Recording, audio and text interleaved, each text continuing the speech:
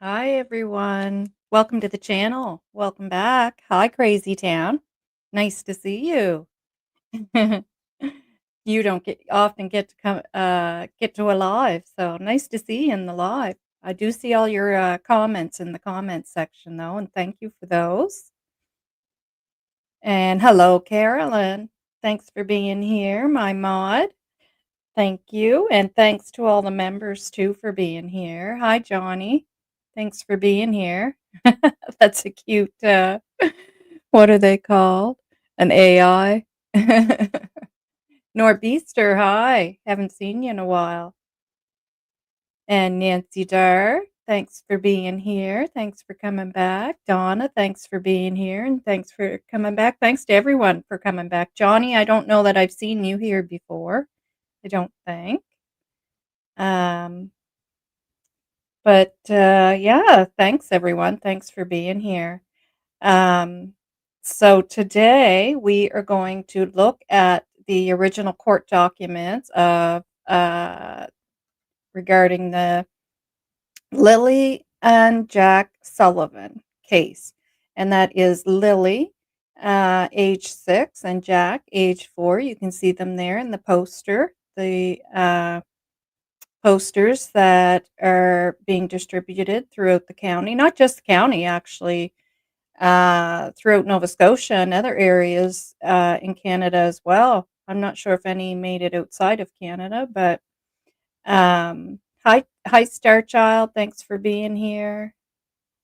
Thank you. Thanks for saying that, Crazy Tan. I appreciate you. I appreciate you guys being here and keeping up to date. And, you know, it's not just us who uh, do these lives that help keep this case alive. It's you guys as well that are watching and keeping up to date and no doubt talking about it, right? As you keep up to date. Been working. I took on a permanent full-time position in the hospital. Oh, well, congrats to you. um, yeah, so if any of you do not know, yeah, the posters I was saying, we'll go back to that. So I'm not sure if you've heard of Kent. um, you can catch him on It's Criming Shame quite a bit.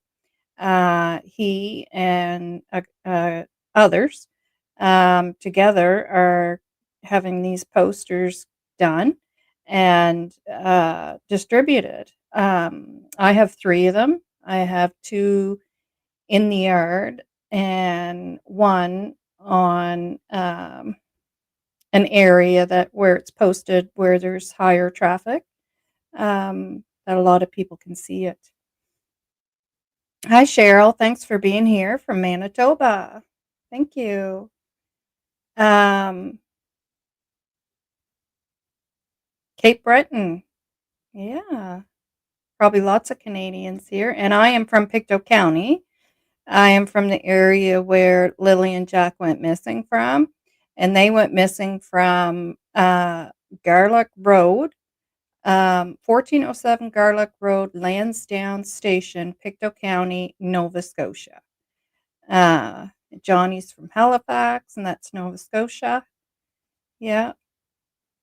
Um, yeah, so I didn't come right on when I received these documents, which was a few days ago, because myself, I I want to go over them uh, and thoroughly and just see what I notice and what we can discuss about them other than just the documents themselves and the information in there, just anything that kind of stood out to me. And so I took my time. I went through them very thoroughly. Not to say that there's other stuff that as you go through them again, you can, pick up on as you go. And you guys may pick up on stuff as well. Or if you've been listening to other channels that have discussed them, you may have picked up on some stuff. Cole Harbor, lots of people here from Nova Scotia, finding solace, Pictou County. Cool.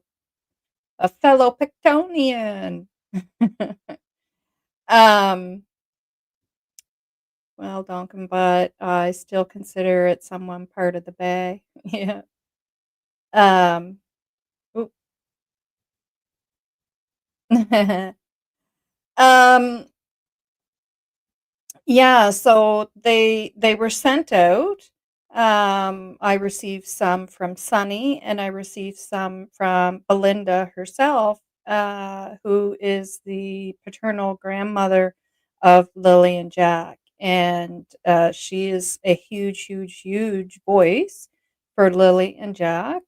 Um, and as well as their uh, aunt, I wanted to say niece, Chelsea. So it's Chelsea Gray and Belinda Gray. And sometimes they pop into the chats. So you may see a Belinda or Chelsea Gray pop into the chat. Just know that that's who they are. Just, I think it's nice to know that that's them because you know who they are, just to be sensitive in a way to them being here. Cool, PEI. I lived in PEI for a couple of years. I loved it there. Yeah.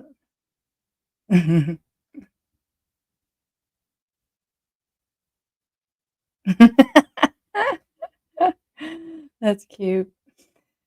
Um, yeah, so we'll get into it because, of course, as you can imagine, it's a lot. And I did take some notes, um, and just have some other uh stuff there, some, screenshots I took that as I hit a certain point, you know, I may pull up a screenshot as well to discuss certain things. So let's get started.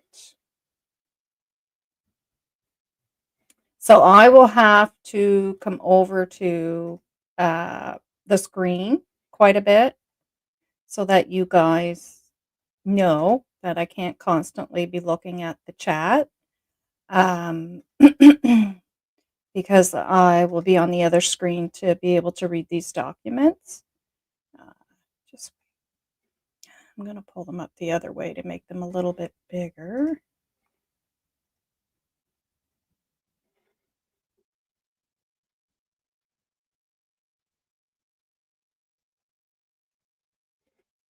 And a lot of it is repeat. So of course I'm going to try not to repeat anything. I went through it and highlighted what I want it to go through. So some of it you're going to see like some green strikes through it. It's just to remind me I don't have to read that. I'm going to the pink areas and you'll see what I mean. uh yeah.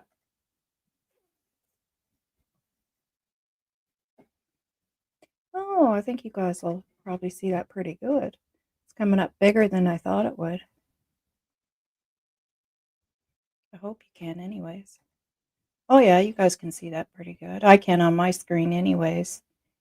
Uh,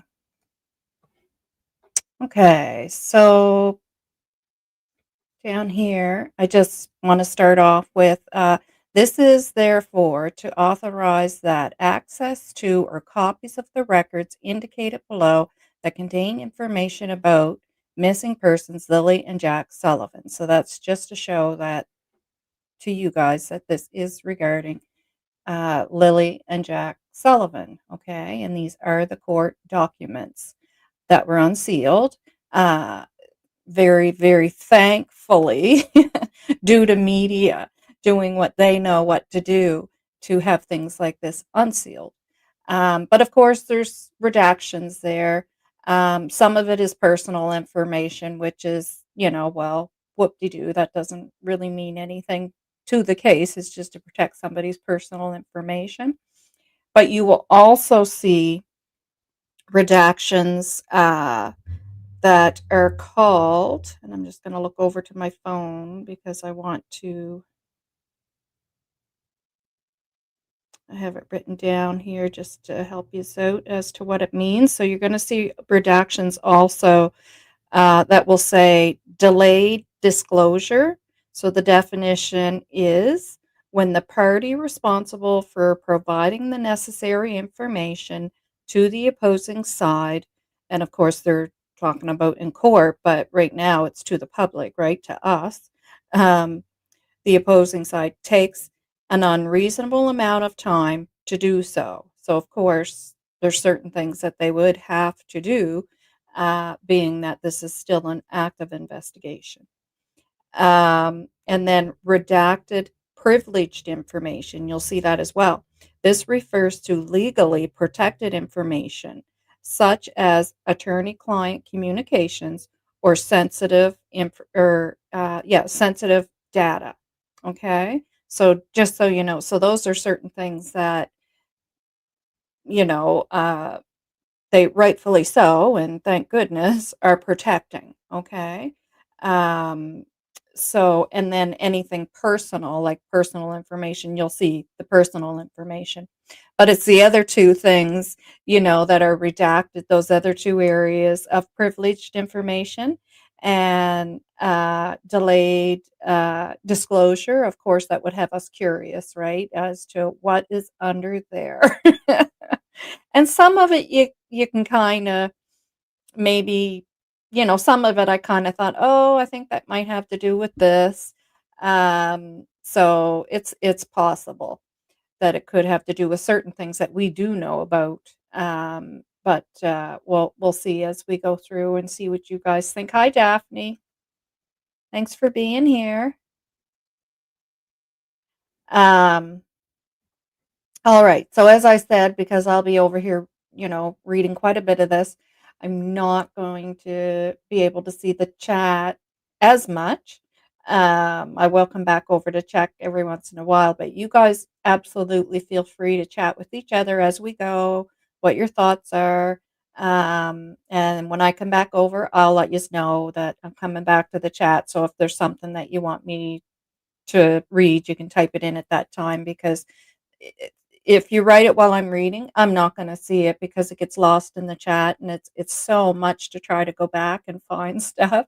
It's kind of impossible. So, yeah, you just chit chat with each other, and uh, if you if you feel, and when I come over to the chat, as I said, if anything you want me to know or ask, best to wait till then. Okay, so let's get going on this. Okay.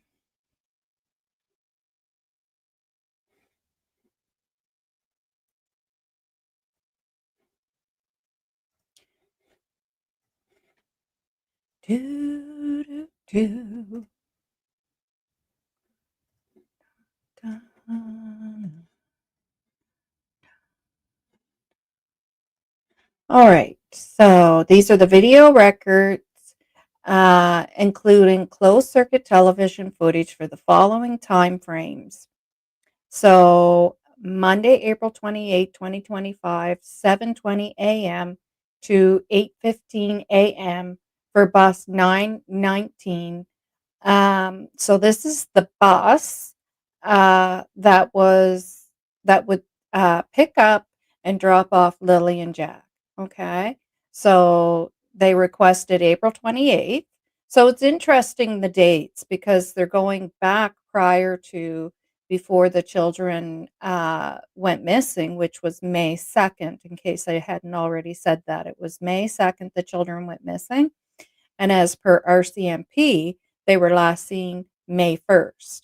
Um, so, yeah, so they're actually requesting back to April 28th from 7:20 a.m.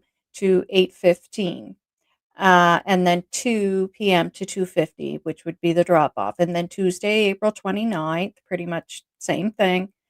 And then May 2nd, so we know there was no bus between April 29th and May 2nd, um, because there was no school on one of those days. And then the other 2 days, so April 29th, 30, 31, yeah. And then the other 2 days, the children did not attend school. So Thursday would be one of them. Wednesday, there was no school. Thursday, they didn't attend due to illness. Uh, and then Friday, same thing, they were called out of school due to illness, and that's the day they went missing. So I'm assuming that bus, huh, it only goes past there to pick them up.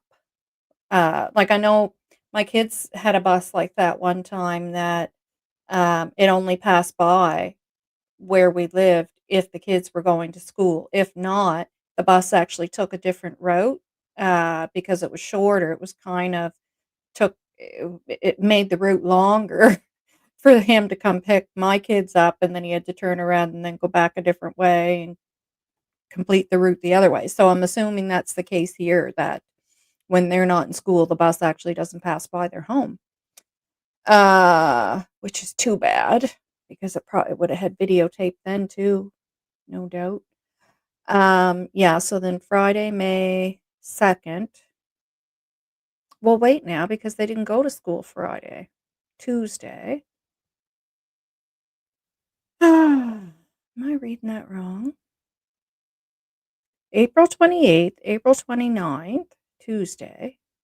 But they didn't request Wednesday and Thursday. Unless I'm reading that wrong. Now, see, that's what I'm saying. I thought I picked up on everything while I was reading it, but now I'm noticing that right now. Yeah, okay. So then Friday, May 2nd as well, in the same time frames again. Um, this order is effective immediately, blah, blah, blah. Don't really, as I went, I realized, oh, I don't really have to read that stuff. And then I kind of stopped putting that in there. Okay. Next.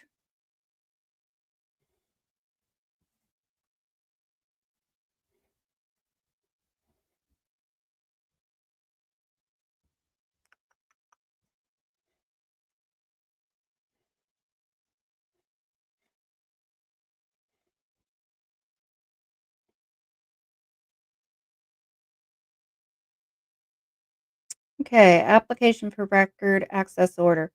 Um, so I just wanted to read this part about this RCMP officer. She's one of the ones that's involved with the case, and she is the one who puts these access orders through. And she explains a little bit about who she is. Well, actually, she explains a lot about who she is, but I'm not going to read it all because most of it's irrelevant.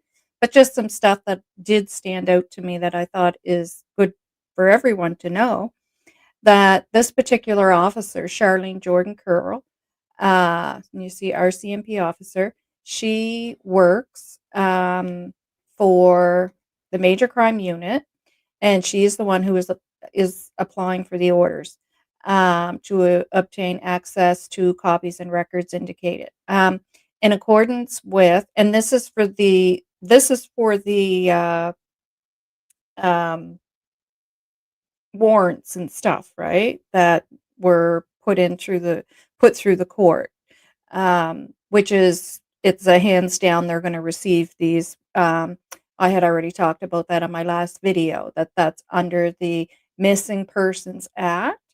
That after everything that the RCMP have done to attempt to find a missing person, and it hasn't they haven't found the missing person, they then can apply for these warrants, and they will receive these warrants to be able to do what they need to do to try to trace down the missing person. It's not uh,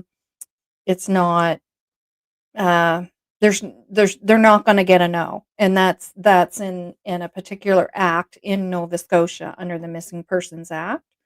um, so yeah, so these are the warrants that were put through, quite easily would have been put through, and a very quick yes back to obtain these warrants. So to obtain access or copies of records indicated in accordance with Section 6 of the Missing Persons Act, and that's what I just explained, which are required for the investigation being conducted by RCMP into the whereabouts of the missing person, Lilly&Jack Sullivan.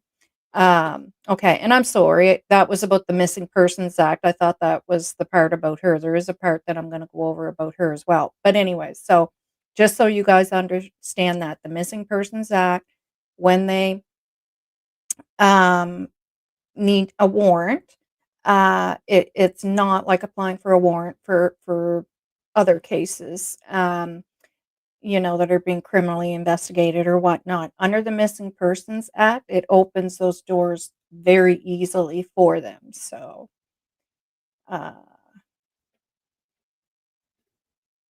which could kind of cause them to linger in wanting to switch it over to a criminal act if they know under the Missing Persons Act, it opens those doors more, uh, you know, readily for them, so to speak.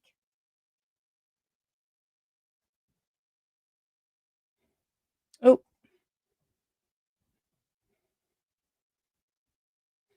sorry guys, I X'd out my picture, so just give me a second there.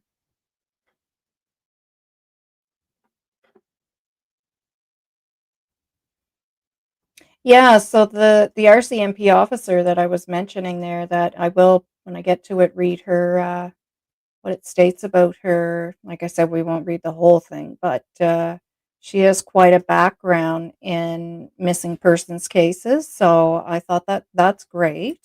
That's great that she's, on this case. You definitely want the best.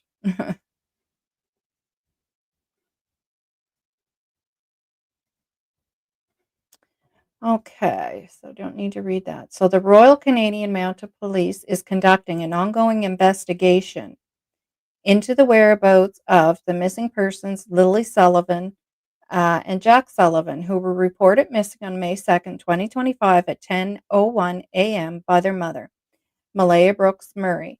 Malaya reported Lily and Jack left the house between 8 and 9:40 a.m. and believed they wandered away from the home. And then, of course, we know that the search took place and the children were not found. Yeah.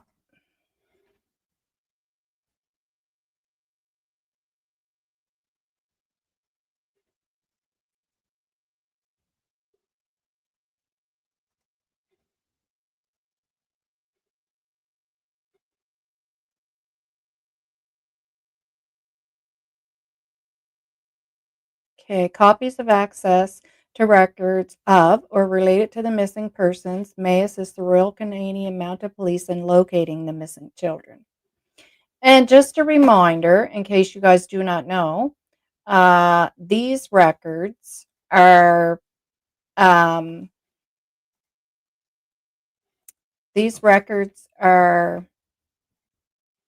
from, I believe it's July 21st is the last date on these records. So from July 21st to now, and it's approximately July 21st. So from July 21st to now, we actually don't know what's taking place in this investigation. This is only up to July 21st. And their last statement on August 22nd did not state that anyone was cleared or anything is off the table in this investigation. They continue to reiterate that the children, uh, there's no signs of abduction, and that they are investigating every avenue to locate the children. Okay, they've not said anything is off the table, or this is not a part of the investigation anymore, or that anyone has been cleared. Okay, so I just want, I did speak about that in my last video, or my second last video. I read the statement, showed the statement from the RCMP. So in that statement, nowhere did they say, except the area of the persons on the property and that they've all been cleared. They none of that has been said. It's still, they're still stating they are investigating every avenue, every door is open, every possibility is being looked at. So I just want to make that clear.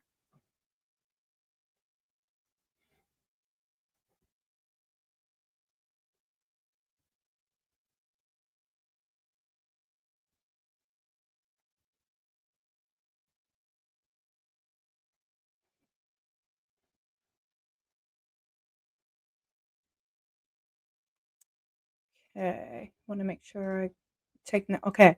I am a peace officer and I have been a member of the RCMP since October 2011. And this is the Corporal Curl that I was talking about. So this is her experience. I was a member of the Southern Alberta Major Crime Unit in Airdrie, Alberta, for almost 4 years. I have experience investigating numerous missing persons investigations. So I thought that was nice to read that because we don't have a lot of that around here. So thank goodness there are people who are here from elsewhere who have, dealt with cases like that. And I know Alberta has many, many missing persons cases, not like here. Um, I have knowledge of and do believe the matters disposed to, except where same or stated to be based upon information and belief. Where so stated, I do believe the same to be true unless I say otherwise. So you'll see that throughout where there's something that, Daniel may say, and then you'll see her note saying, I believe that that was incorrect, that blah, blah, blah, blah, blah. Okay, so on May 2nd, 2025, 6-year-old Lily Sullivan and 4-year-old Jack Sullivan were reported missing from their house, 1407 Garlic Road, Lansdowne, Nova Scotia. Lily was last seen by her mother. Now, this is the only time you'll ever hear or see this. And you have to understand that this is a summary. It's not the actual statement from Malaya or from Daniel. It's this police officer summarizing this in these documents. So, and I'm not sure if she made an error there because the rest of the spots throughout this paperwork is not saying that Malaya last seen the children. It states what Daniel has stated the whole time that he saw the kids a few times or Lily a few times. And Malaya has always said that she heard them playing. She's said that to Belinda. She's said it to, I think she said it to Sunny too. She's always said that, and it's stated elsewhere in these paperworks that as well. This is the only spot where it says this. So I believe this was possibly an error on the investigator's part, or maybe Malaya said that at first because she was scared to look like a bad mom, and then she had fessed up and, well, no, I didn't actually see them. Maybe, who knows? Okay, so Daniel Martel, Malaya, and the stepfather Daniel Martel that morning, sometime, and then their delayed disclosures. They're not actually putting out the time, but then it's stated elsewhere. We know that it's from between 8 and 8:30. We know that. When she came into their bedroom, Jack had not been seen since the night before, but Malaya and Daniel heard him playing in the house that morning during the same time frame. An extensive search involving ground search and rescue, air support, and underwater searches were conducted between May 2nd, 2025 and May 9th, 2025, um, but unsuccessful. Their whereabouts are still unknown, and the investigation is continuing. The investigation confirmed during the week of April 28th, 2025 to May 2nd, Lily and Jack went to school on Monday and Tuesday, were home on Wednesday because school was closed, and stayed home on Thursday and Friday because they had a cough. Yeah.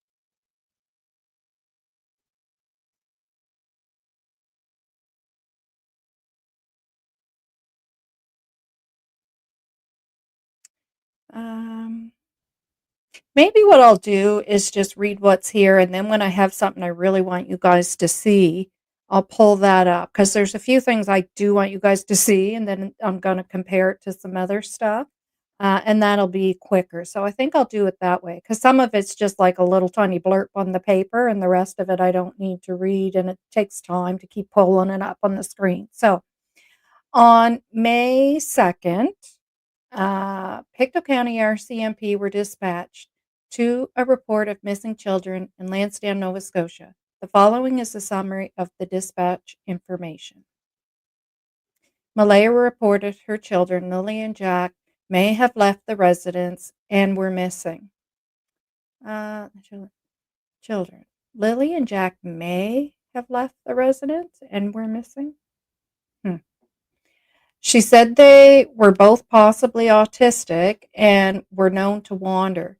She said their boots were gone. Malaya reported them missing at 10:01 a.m. The dispatch information reported police arrived at 10:27 a.m. It's interesting that it says Lily and Jack may have left the residence. I mean, hmm. Witness statements of step grandmother, mother, and stepfather. So Janie McKenzie, and I actually want you guys to see this one, so I'm going to pull this up.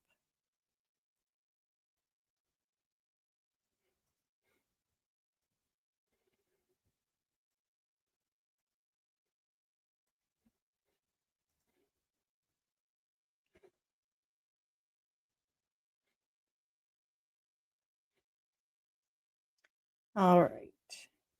Yeah, can you guys see up top there where it says Malaya reported the children, Lily and Jack, may have left the residence and were missing. Um, okay, so this is Janie McKenzie. Janie McKenzie provided two statements to the police on May 2nd, 2025 and May 5th, 2025. The following is a summary of what she said. Uh, Lily and Jack are her step grandchildren. She lives in the camper on the same property as the residence from where Lily and Jack went missing. She said she saw them all week. Regarding Friday, she said the following. On Friday morning, she got up at 6 a.m. and had her coffee and cigarettes. Around 7 a.m., she went out and tended to her chickens and let the dog out. She went back inside and played a game on her phone. She got a call from her brother, Ron McKenzie, at 8:48 a.m. Uh, and they talked about going to town. After she was done talking to him, she went back to bed and must have dozed off. Um, it, stuff like that when because you know if you dozed off or you didn't doze off. So stuff like that, just when I read that, it just makes me go, like you must have dozed off. You either did or you didn't, right? So yeah, it just I don't know. It makes me curious, that's for sure. And also, for those of you that do not know, she didn't go to town with her brother. She stated she wasn't going to town that day, so she went back to bed. Um, okay, so she must have dozed off after scrolling on Facebook. She originally said she might have learned the children were gone around 8:48 a.m. before she talked to Ron, but later clarified the timeline in her second statement. Her dog started barking, and that woke her up. She heard Lily and Jack in the backyard playing on the swings and laughing, then dozed off again. She woke up again when she heard Daniel yelling for Jack and Lily. She didn't think anything of it because Jack liked to look for bugs and gets into things when he's doing that. So she thought Daniel might have been yelling at Jack for that reason. When she came outside, after waking up again, she saw Malaya standing at the rock pile holding Meadow. Malaya said Jack and Lily were missing for a boat, and then that time is redacted, delayed disclosure, and she had called 911. Janie got Janie got her coat and boots and walked around looking for them. Daniel was searching for them. Her brother called again around 10:19 a.m. after all this happened. So I have some notes on Janie, and just to add to the notes that I'm going to go over, Janie states that she always watched the kids when they were outside. The kids were never outside not being watched. And she was the one who watched them when they were outside. And I'm not laying blame or anything like that, because at the end of the day, it's a parent's responsibility to watch your children. And, you know, it's not a good idea to get into a habit of thinking somebody else has their eye on them while you're, uh, getting a little bit of extra sleep, or in there doing some laundry, because, Janie always keeps an eye on them when they're out there, type idea, because things like this can happen, because, there might be that one day where the individual, isn't. They're not, and at the end of the day, your kids are your responsibility, so I just wanna say that. So, having said that, it does make me curious as to, like, Janie says that, and she said that in her voice recordings that you can listen to. They're on other channels. I didn't go over them, but I did listen to them from the other, channels, and she states that she did watch them always when they were outside. So,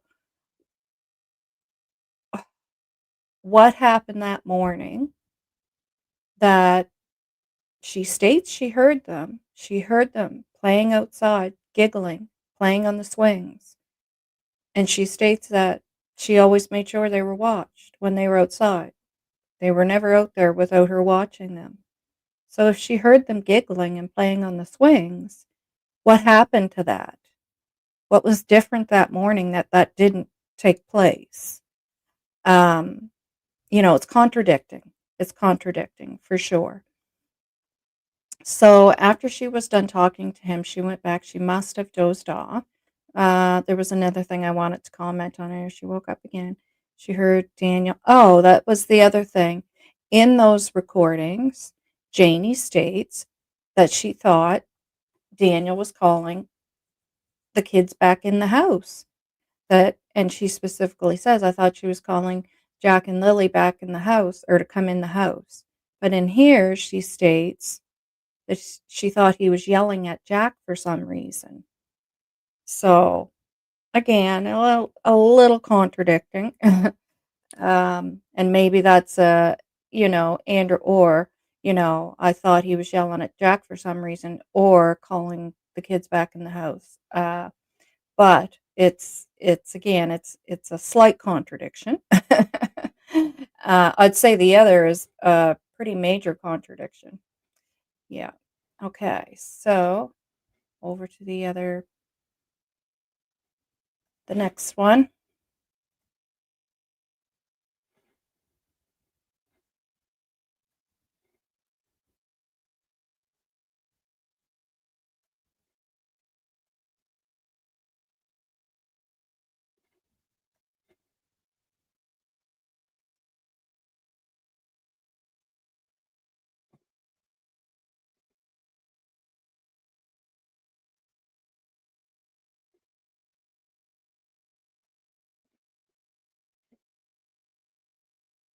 Thanks everyone for being here, and anyone new that's come in while I'm reading this that I don't see coming in here.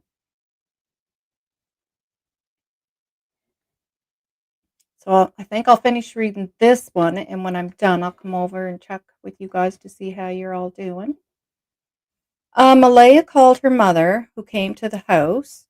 When her mother arrived, Malaya talked to her and said, I told you they had autism.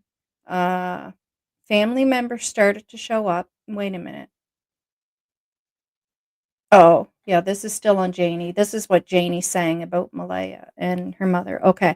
So Malaya called her mother, and this is Janie saying this about Malaya, who came to the house. When her mother arrived, Malaya talked to her and said, I told you they had autism.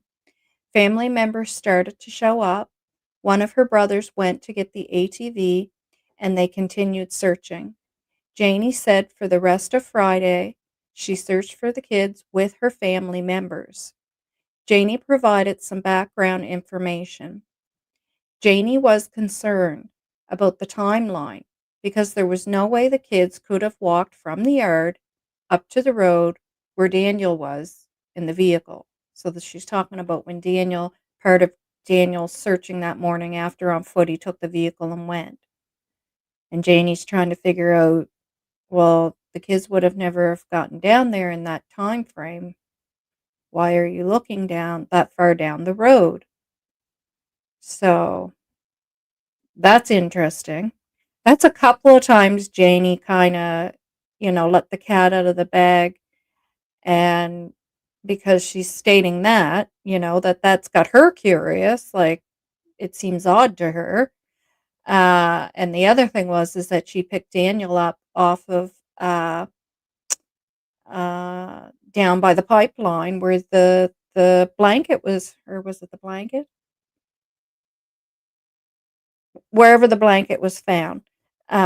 She had picked him up on that road on the ATV. So it's kind of a couple of things that Janie said that you kind of go, oh, okay.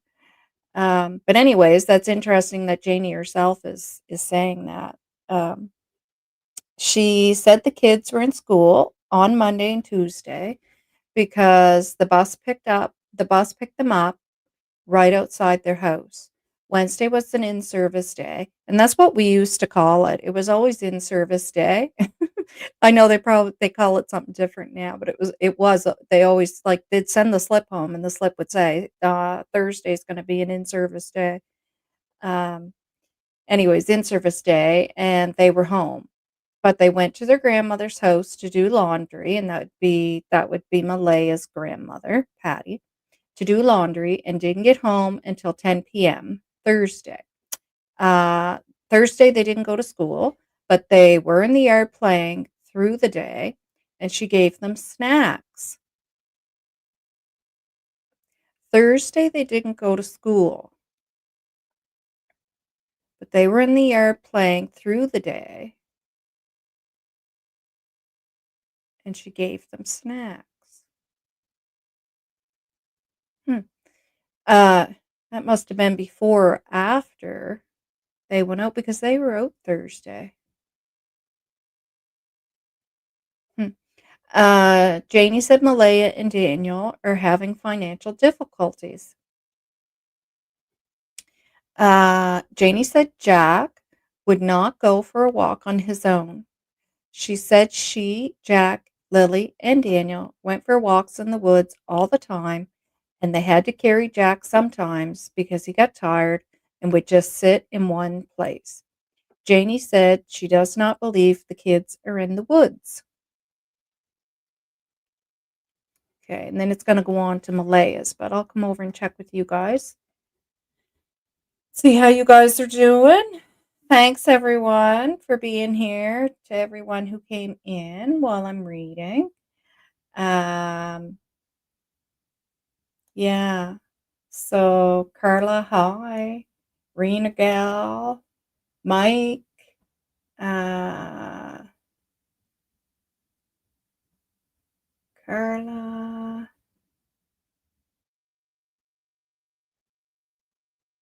I love the fall. Fall is my favorite time of year. Oh, your chat was frozen. I just thought nobody was commenting. Don't think anyone is commenting. Me too. Carla, maybe that's what it is. So if it's everybody's, it's Facebook then. Or Facebook, YouTube. Calm chat. Oh, I like it. Yeah.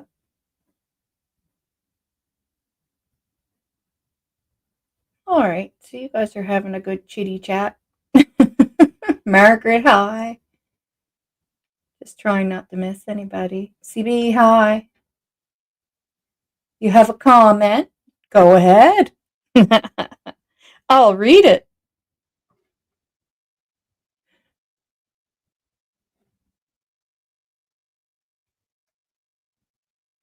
Yeah. Professional Development Day, yes. I know they call it that now. It's weird that it was midweek. Usually it's a Friday. I was thinking the same thing. They always do it on a Fridays because it gives the teachers or and the students the long weekend, right? In some comments, Janie, Dearwood, and Daniel question why Cindy arrived so fast. And yep. But then I think in one of the audio clips, Janie complains about Cindy arriving so late. I know, I know, I know. It's just whatever suits the what's going on at the time, and that's why, to me, and Daniel's, we've obviously gotten to know Daniel well enough to know that that's how he is as well, and i- that's why, to me, I said, the only polygraphs that I mean I personally care about, and I would think anybody would care about, would be Janie, Daniel, Malaya. Well, we know Janie couldn't take one, or did, and whatever happened happened. It kind of sounds like she took it, but then just whatever took place, it is not going to, you know, uh, go go go very well. Whether it was a health condition or just Janie being Janie, as we have seen Janie. And yeah, Malaya. Well, I I would think that she could probably pass one because I still am not too sure if she really knows what happened to the children, that if something nefarious did take place on that property, it's probably more Janie and Daniel. If something did happen, I'm just pure speculation because we don't know. I always say we don't know. We have no idea. We don't know what took place. Um, and I would honestly think, out of those three, that Daniel would be one of those types of people that could be untruthful and pass a poly because people like that. And like you just pointed out about Janie, they it's almost like they are so used to being that way that it's such a manipulative personality and such a conning personality that it's just normal to them. It just becomes the norm. It's like uh, they don't even know what a lie is because that's just how they are. It's okay to say one thing uh 5 minutes earlier and then 5 minutes later say the total opposite, right? And to them in their head, that just doesn't even register as a lie anymore because that's just how they communicate. So to me, someone like that would be that type of person that could uh, pass a polygraph. Um, it gets to a point where it's just everything is just a delusion. And I said that early on, like it became very apparent to me that everything that was coming out of their mouth was just delusional. But to them, it's truth because it comes out of their mouth, and that's all there is to it, right? But it's just all delusional. So to me, someone like that could pass a polygraph, uh, and that's in my opinion. I'm not an expert, but there are types of people that can pass the poly, so, I mean, I would think it's pretty evident that that'd be one of the types of personalities. It's a bit of a narcissistic type personality, or maybe not a bit, maybe more. The problem with Janie saying she didn't think they were in the woods, like, was that the 2nd or the 5th? Big difference. I believe that was in the 5th interview, and it's kinda hard to tell because I don't know when this officer's writing that summary, if she's writing it in sequence of days or it's just a compilation of both of those reports that she's putting into this summary to send into the judge, right? So I would say that I can't 100% say for sure, but you know, it was nearing the end of what Janie had stated there, so it could have been on the 5th, right? Um, I find it interesting that for the social media comments from the family, people seem quick to assume most of it is some type of cover up, but the channels reading these documents seem to. Oh, you ran out. uh, seem to lean much more towards the same stories being believable because it is what they told the RCMP. I am just as doubtful now as before. Yeah, I'm going to read that one more time. I find it interesting that for the social media comments from the family, people seem quick to assume most of it is some type of cover up. But the channels reading these documents lean much more towards the same stories being believable because it is what they told the RCMP. I am just as doubtful now as before. Yeah, I mean, I wouldn't think that just because this is what they told RCMP that it's the truth. And I mean, in fact, when you look at what Daniel's stating, he's doing the same thing in these statements as we've witnessed here on YouTube. I don't know about Facebook and that because I don't go on there, but I've been in many of the chats when he's in the chat and whatnot. And there is one thing in particular I'm going to go over. It's one of his most recent contradictions, but he's doing it right in these statements. In one hand, he does the exact same thing that Janie does. He says he never looks at his phone, and then in the next breath, he says he's always looking at his phone, or he's always got his phone with him. He never takes his phone with him, and then he says he's always got his phone with him, something like that about the phone. But he does the same thing in these statements. And then there's parts where he's saying stuff happened on a certain day, but then after they speak to Malay and Malay is saying it's Thursday, then they're, um, writing a note that, I believe Daniel was mistaken because this actually happened on a Thursday. And he's saying that he's getting the days mixed up. Like it's just a mess. Yeah, Carla, it's strange. On the audio clip, she said she arrived 15 minutes after our CMP. Yeah, none of that's true. Then and I have those receipts to show again. If we get to that, I'm thinking this might be a 2-dayer for sure because I like to converse with you guys too. I don't want to just sit here and blah blah blah. I want to converse with you guys. You're here spending your time here with me doing this, and so it's probably going to take a couple of days. Um, yeah, so I have those receipts that I've shared before about the phone call with Malaya and her mom. Actually, while we're talking about it, I'll just pull it up right now. We are going to get to that part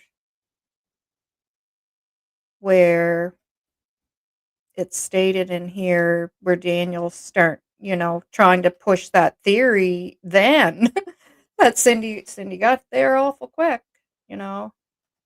And he's actually trying to push that theory with them that early in the investigation. Yeah, which is unusual. That things like that stand out in investigations when right away somebody's trying to push you in a certain direction. It doesn't look good. Now, what it means, the RCMP will have to figure that one out, right? But it doesn't look good when you're doing that. um, Trying to make that bigger, but I can't make it bigger for some reason. It allowed me to make the other ones bigger.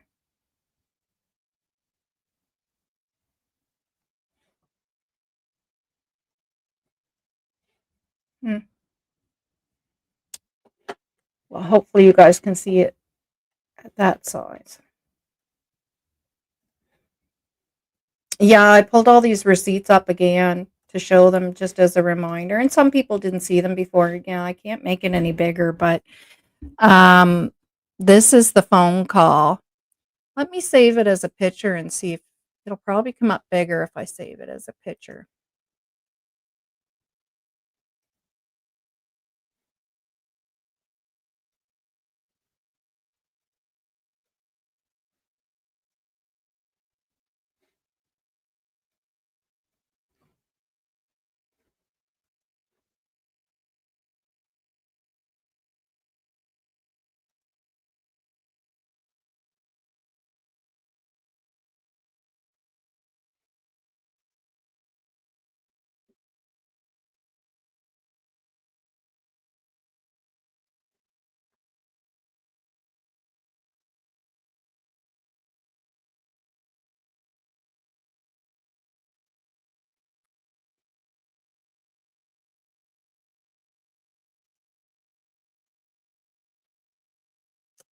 See if I can do that. Mm, mm, mm, mm, mm. Sorry, guys, just give me 1 second. I wanna save it as a picture because I really want you guys to see that. Uh,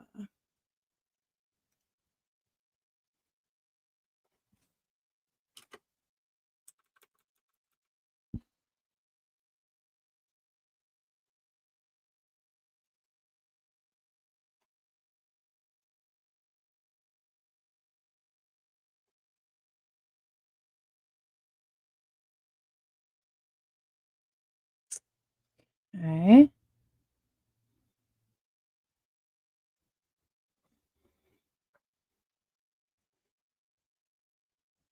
Pictures.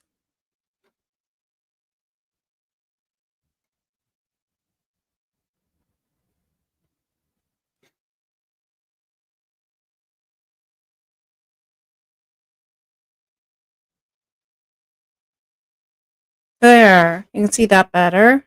So, you can see over here on the right is the phone call between, Cindy and Malaya. Oh, I gotta take that down. Between Cindy and Malaya, and you can see that the last time they spoke was at 12, I believe it says 12:30 or almost 12:30. Let me go over to the actual picture.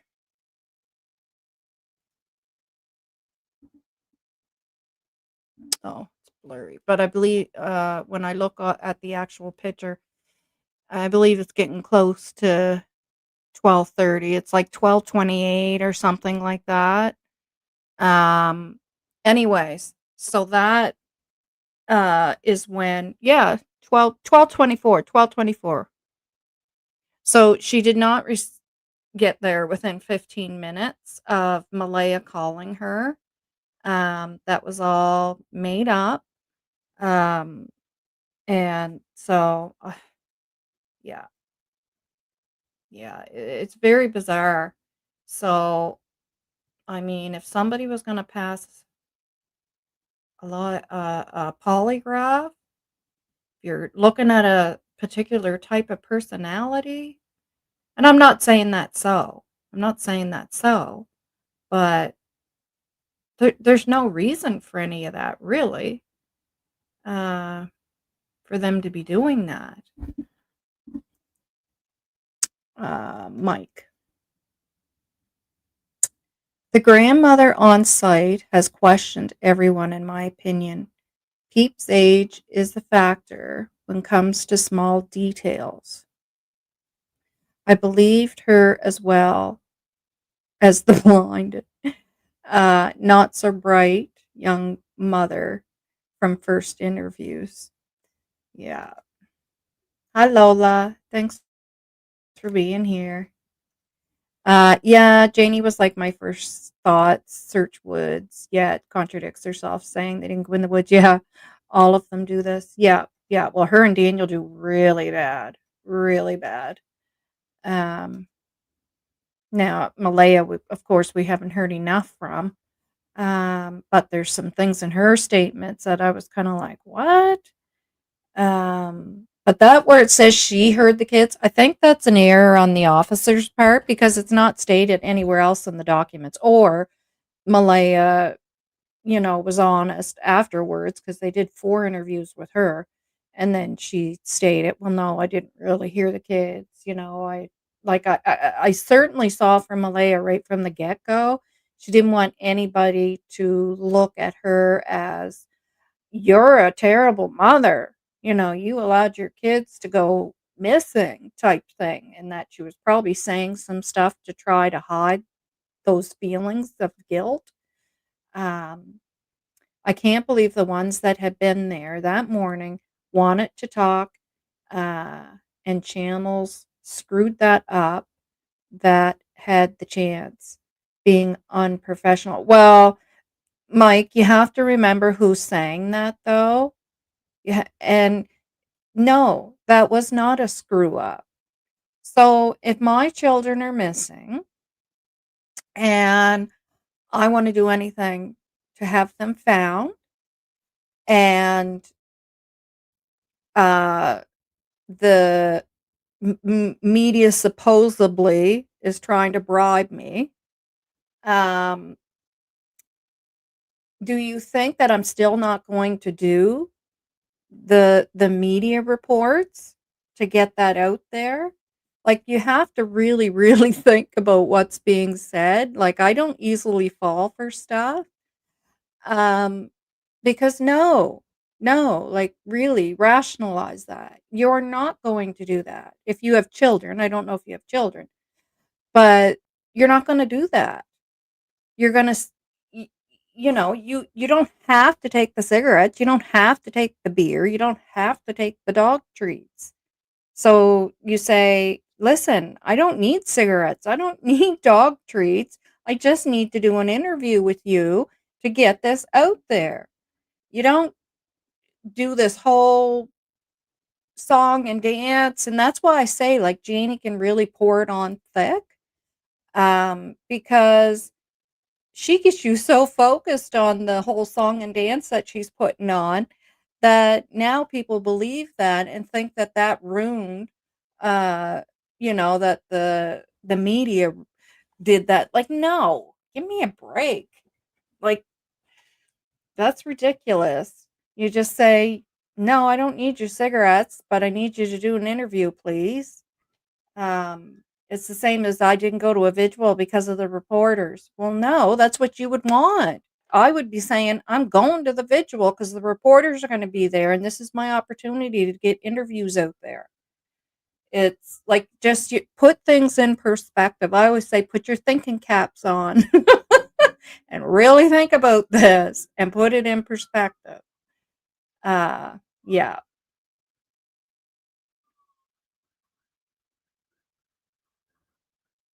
Yeah. No, they didn't. No. No, the media doesn't go there and talk trash and blame people. I If you're joking, yes, that is funny that, you know, if you're being like Nova Scotia sarcasm, then yeah, that is funny because it's like, don't believe that. Please don't believe that. Yep, my sister is identical to this. Fooled our whole family by getting us all to give her money. Yeah, for my niece, but she was gambling it all away. Exactly, exactly. They're manipulative. They're cons. Um, like, that's very evident, very. And Daniel's an addict. Is Janie too? Well, you know, I live in Pictou County, and there's rumors, but rumors are rumors. Um, all the rumors have come true so far on this case, but yeah. Uh, Daniel Daniel's very smart at being manipulative and conning, uh, in my opinion, and Janie as well. Yeah. Um, and people like that always tell a little bit of the truth with the lie. Um, Now, some people can get sloppy with it for whatever reason. Hi, Lori. Thanks for being here. You know, Sometimes people get sloppy with it and get caught up in it. But there's always some truth with the lie. That's how cons do it, to make it more believable and to sucker you, sucker you in. That's what they do.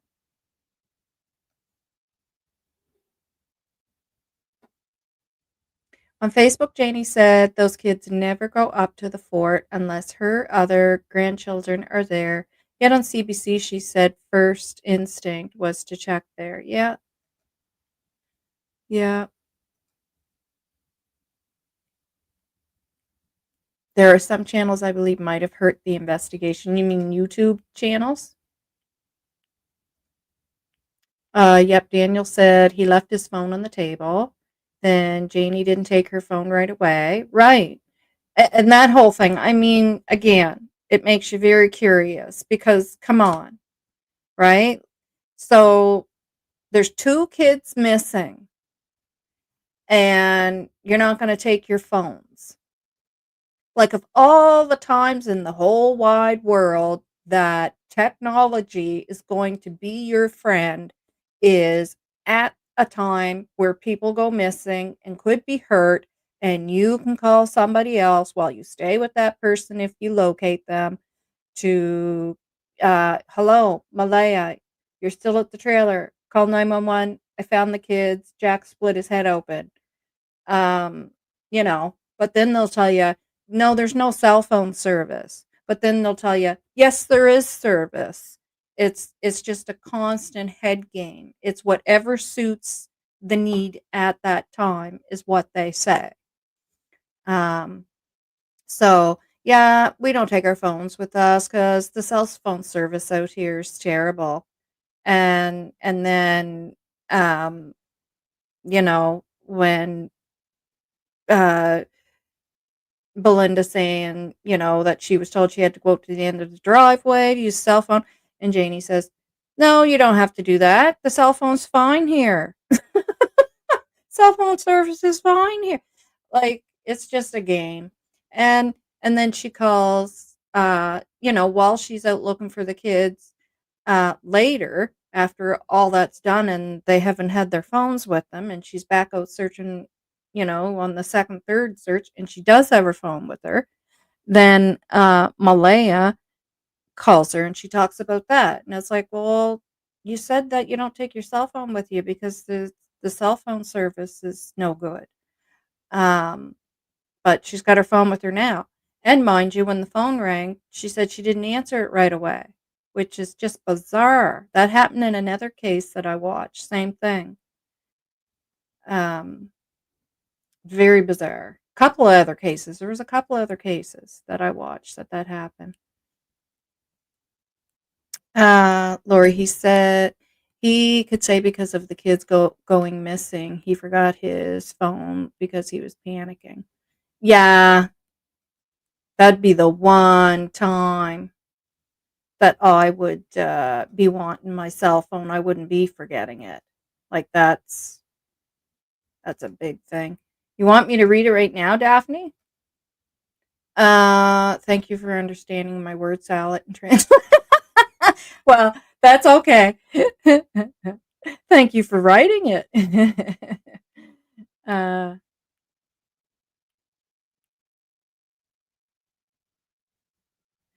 yeah, and I get that solace, but they'll say that there is no that the cell phone service is crappy. But what we're saying is, and then they'll turn around and say the cell phone service is fine, or it's spotty. Well, even if it's spotty, you don't forget that phone if two kids are missing, because that could be the one spot that it isn't spotty, and you're going to be able to call through to Malaya back at the trailer. Um, but yeah, so but it's one or the other, right? Both can't be true at the same time. Um, yeah. But he also said he has his phone with him to use the light for searching culverts. Yes, he did. Yep. Yeah. Yeah. Well, he says once the kids went missing, that he made sure to keep his phone close to him or something like that. But then there's another part in these documents you'll see where he's talking about his phone, where he states something. Hi, Bobby. Bobby Joe, thanks for being here. I agree, finding solace. Yeah, so behind. It's ridiculous. It was like that with the internet for the longest time. Chantel, hi. Thanks for being here. Welcome to the channel.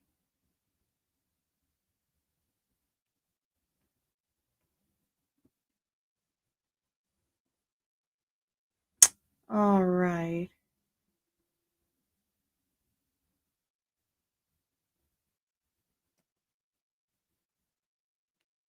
Yeah, her interview, has she demonstrated the acts that morning the kids went missing, got me. Absolutely. Yes.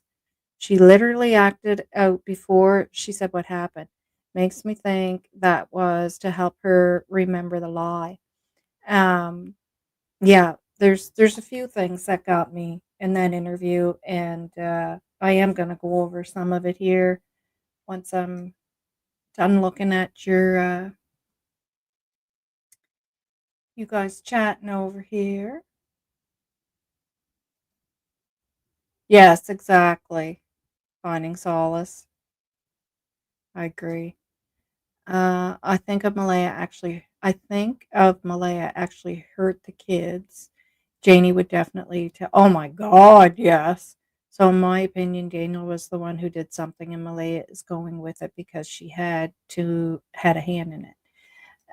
Oh, Janie would, yeah, send her down the river so quick.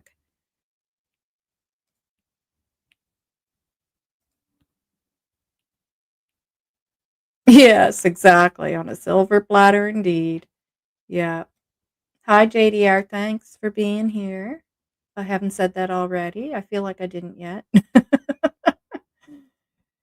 I sure hope this gets resolved. I know.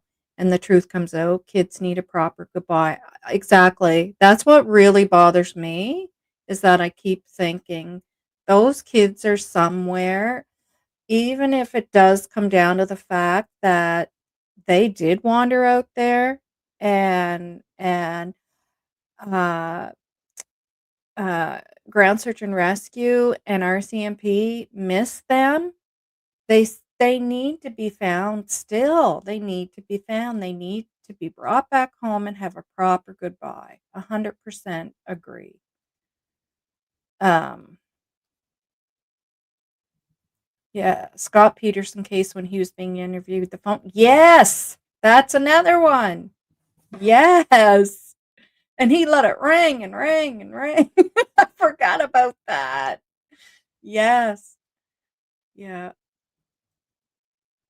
Anytime the parents praise the law, and the law still hasn't found the missing person, people, or things, that screams guilty. Well, I never thought of that. Yeah. They're doing everything they can. They're not saying, like, you're not doing enough. Find my kids. Yeah. Yeah, I hear what you're saying.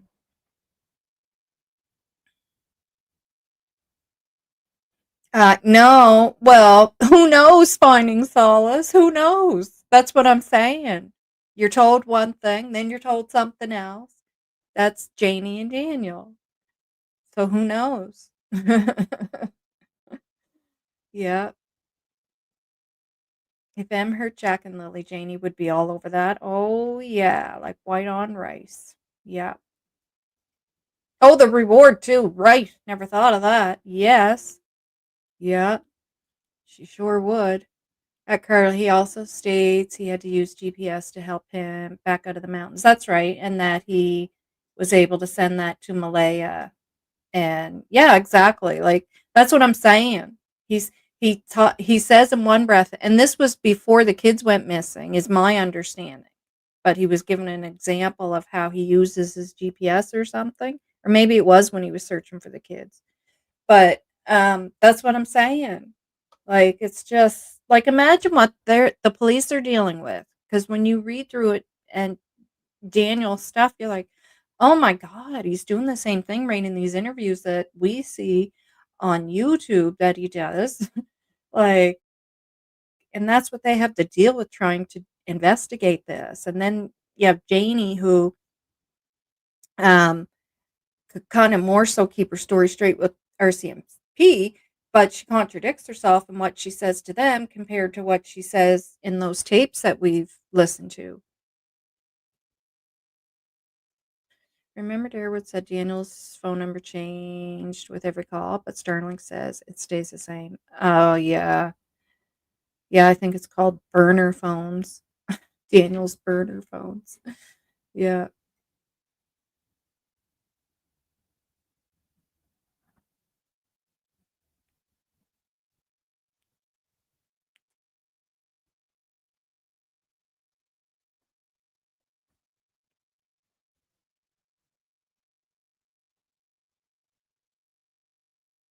All right. So I have some notes here on my phone now that we're done looking at Janie, that I want to read. I'm just going to take a drink, guys. Just give me 1 second, okay? I'll,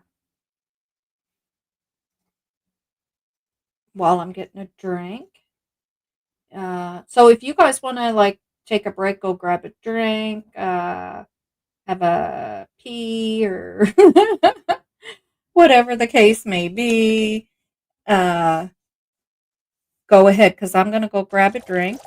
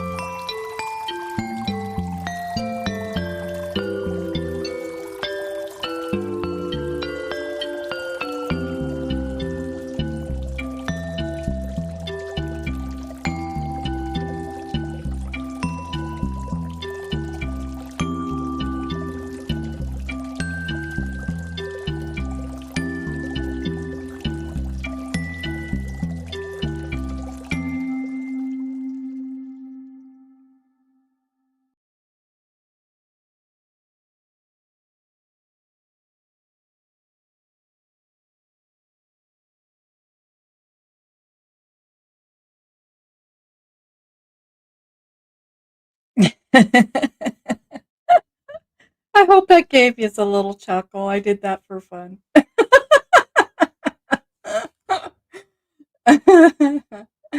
So that's our little intermission break. So you're either going to pee or you're going to get a drink. um, okay, so just to summarize, I got to put my glasses on here. So Janie states she's awake at 6 a.m., had tea, cigarettes. 7 a.m., fed dog chickens, then played on her phone. 8:48, she got her call from her brother. After call, she went back to bed and and I have question mark, must have dozed off after scrolling on Facebook. Um, dozed off sometime after that while on Facebook. Dog started barking, and that time is unknown. So that's where we lose a bit of the uh, timeline there, is that we don't know what time that was. She states she didn't look at her phone. And that woke her up. She states that's when she heard the kids laughing and on the swings, then fell back asleep. So that's sometime after. She talked to her brother, I think it was for just over 2 minutes. So we're going to say that that's probably around 8:51 that she fell asleep. So sometime after 8:51, she states that the dog bark woke her up. She heard the kids laughing and playing on the swings, then fell back to sleep. And that's what I was stating. But yet, when you listen to those recordings, she says, I was always watching the kids when they were outside. Whenever they were outside, I was always with them, always watching them, always keeping on. And so, what was different that day? And I'm not blaming her because, as I said, at the end of the day, it's a parent's responsibility. Those are your children. And not blaming any parent that anything like that ever happened to as well. It's just a bad habit to get into, and there's other cases that I have followed where children have gone missing like that as well, where one person thought one was going to be watching and the other thought the other was, and nobody is. So as a parent, just always 100% take that on. Don't ever I mean, that's my advice, right? Don't ever assume, right? Because at the end of the day, they're your babies. But it just is curious. What was different that morning that that didn't happen, being that she's stating, I heard them. So what was different that if she states that when they're out there, she always keeps an eye on them, that she didn't that morning, and just decided to doze back off. So that just makes me curious. So she dozed off after that while on Facebook. Dog started barking. She heard the kids laughing and on swing and fell back asleep instead of doing what she states she always does, is got up and watched the kids. Um, which also, by the way, she would text Malaya and say, Jack took his jacket off, which is to me, all of that stuff bothers me because that's if my grandson took his jacket off, I'd just help him put his jacket back on or let him know you're gonna get cold, and when you do, put that jacket back on. Your jacket's right here, right? He's 4. It's an autonomy thing, right? That he's trying to express. But anyways, I guess she had to call Malaya and let Malaya know. And none of that was done, or that to even let Malaya know the kids were outside. So something was different that morning, or did that even really happen, right? Is my question. Because nobody knows. Um, and then Daniel woke her up. She dozed back off. So then Daniel woke her up when he was yelling for the kids, and that was approximately at 9:50. So that's about an hour later after Janie dozes back off, she thinks, and then wakes back up hearing the kids. So somewhere between 8:48 and not or 8:50, 51 and 9:50, that's when the kids went missing. Um, so it was giving them 1 hour to go missing, and we don't know what time Janie heard the kids. So she's saying she dozed off after she talked to her brother. Well, that could have been as soon as she was uh, done, Well, I guess she was scrolling through Facebook on the phone again. We don't know what time that was, right? Um, so,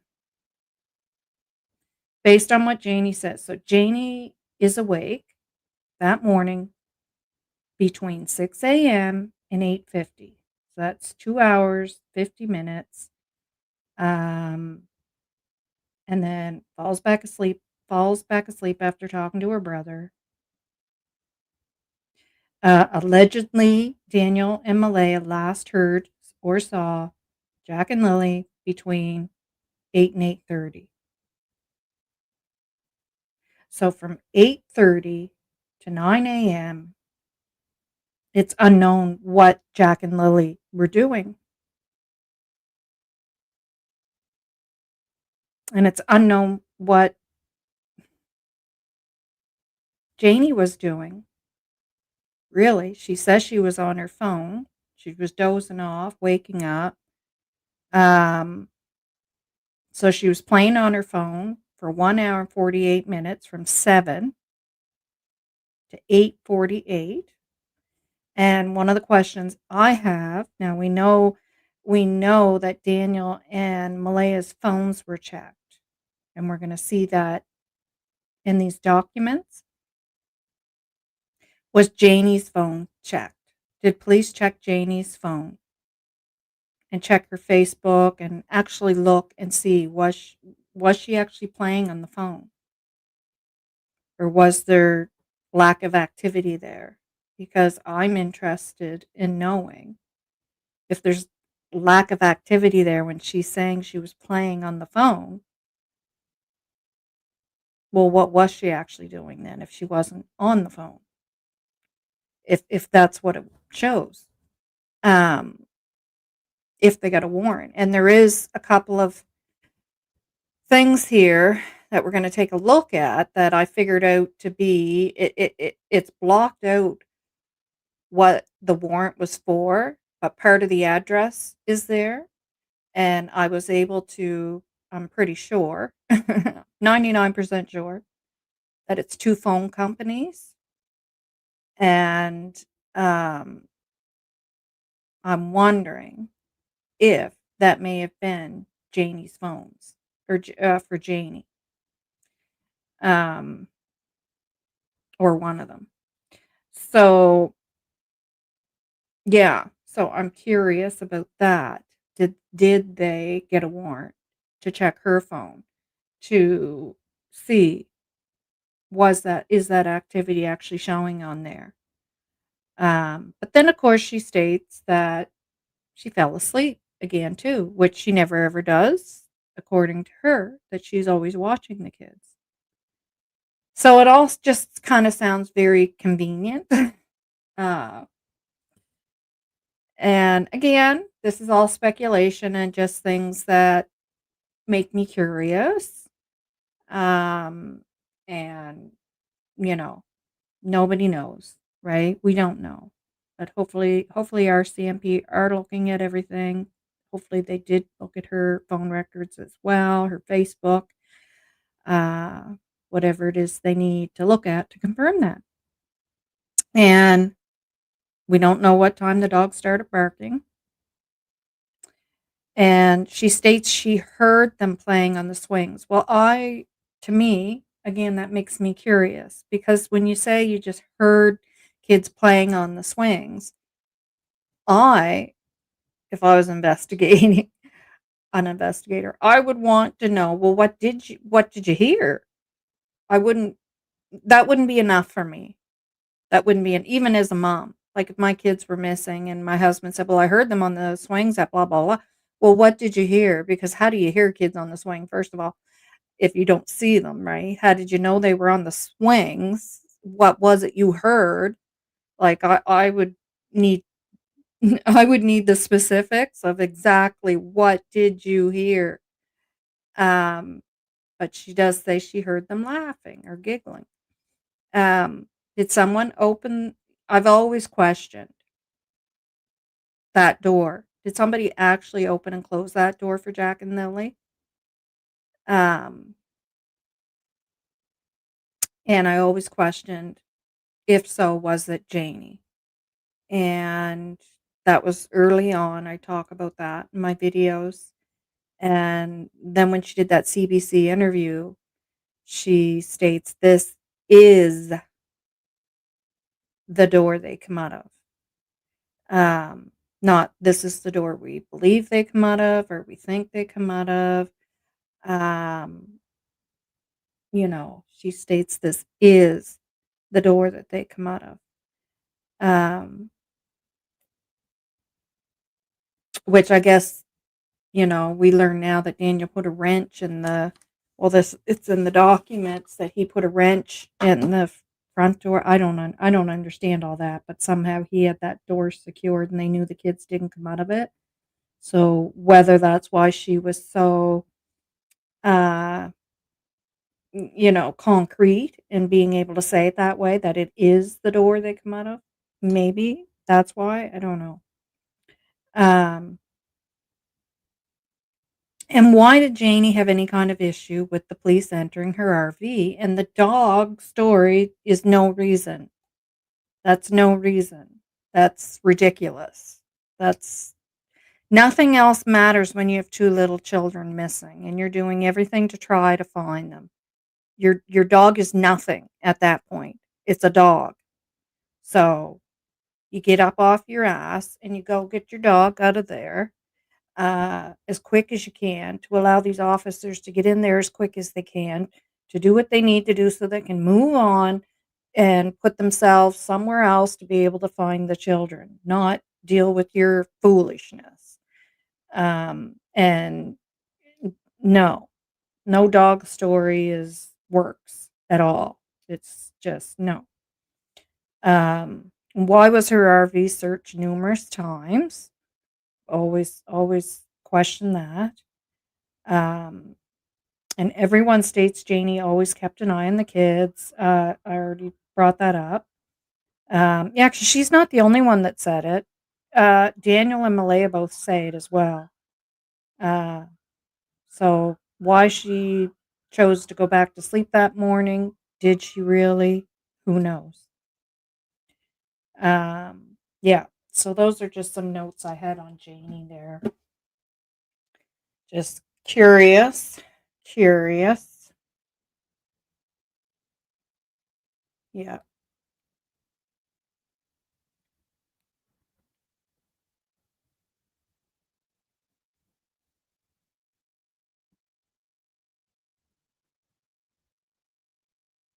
Yeah, that's true, Daphne. I never thought of that.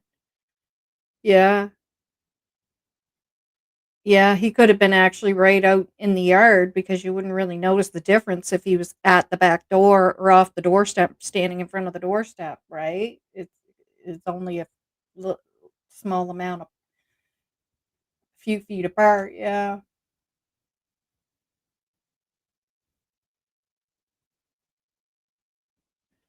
yeah,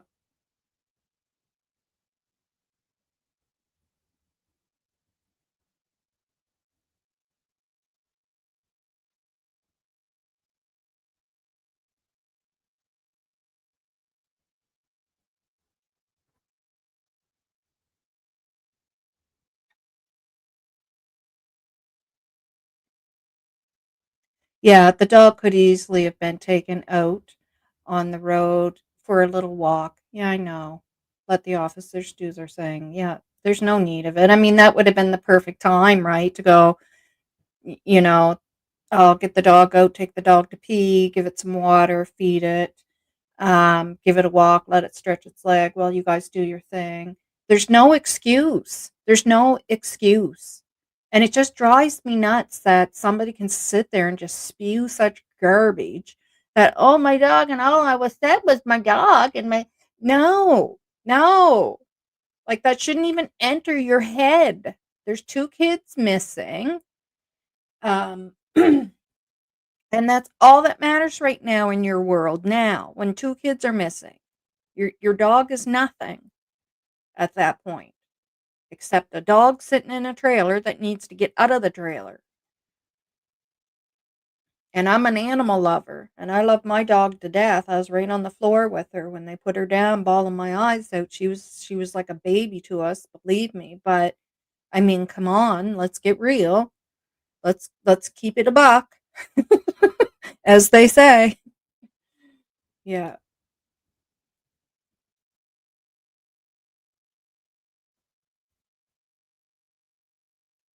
Yeah, well, why would they? So I think the first time, uh, and it was her that admitted this and stated it.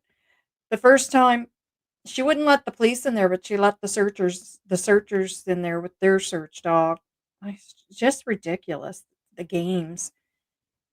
Anyway, so then the next day is when the police had to go in, and I'm assuming they would have did the paperwork for the warrant. Speculating, total speculation.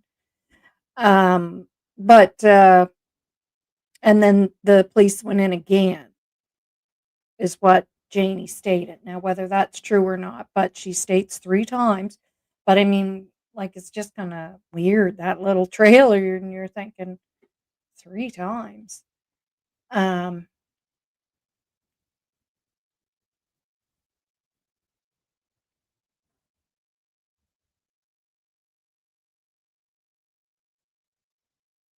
Yeah, exactly. They're spending all their time defending themselves, finding excuses, etc. It doesn't make them look clean. No, it doesn't. Like I said, that does not look good when you're doing that. And right off the hop, like right off the hop, Daniel's pointing the finger at, well, Malaya's mother got there awful quick, within 15 minutes. And it, like, oh my god, do you not realize how foolish you're making yourself look? Because there's the evidence, like, on the screen there, and it's the same as the 911 call. He tried to say that Malaya was lying about that. And even recently, between him and Kent. So he must not have known that we had this information. But I showed it. Sonny showed it. Clutch Them Pearls showed it. That we had this information on the 911 call, and we had did videos on it. And he must not have known that. I guess he didn't see those videos, didn't catch those lives.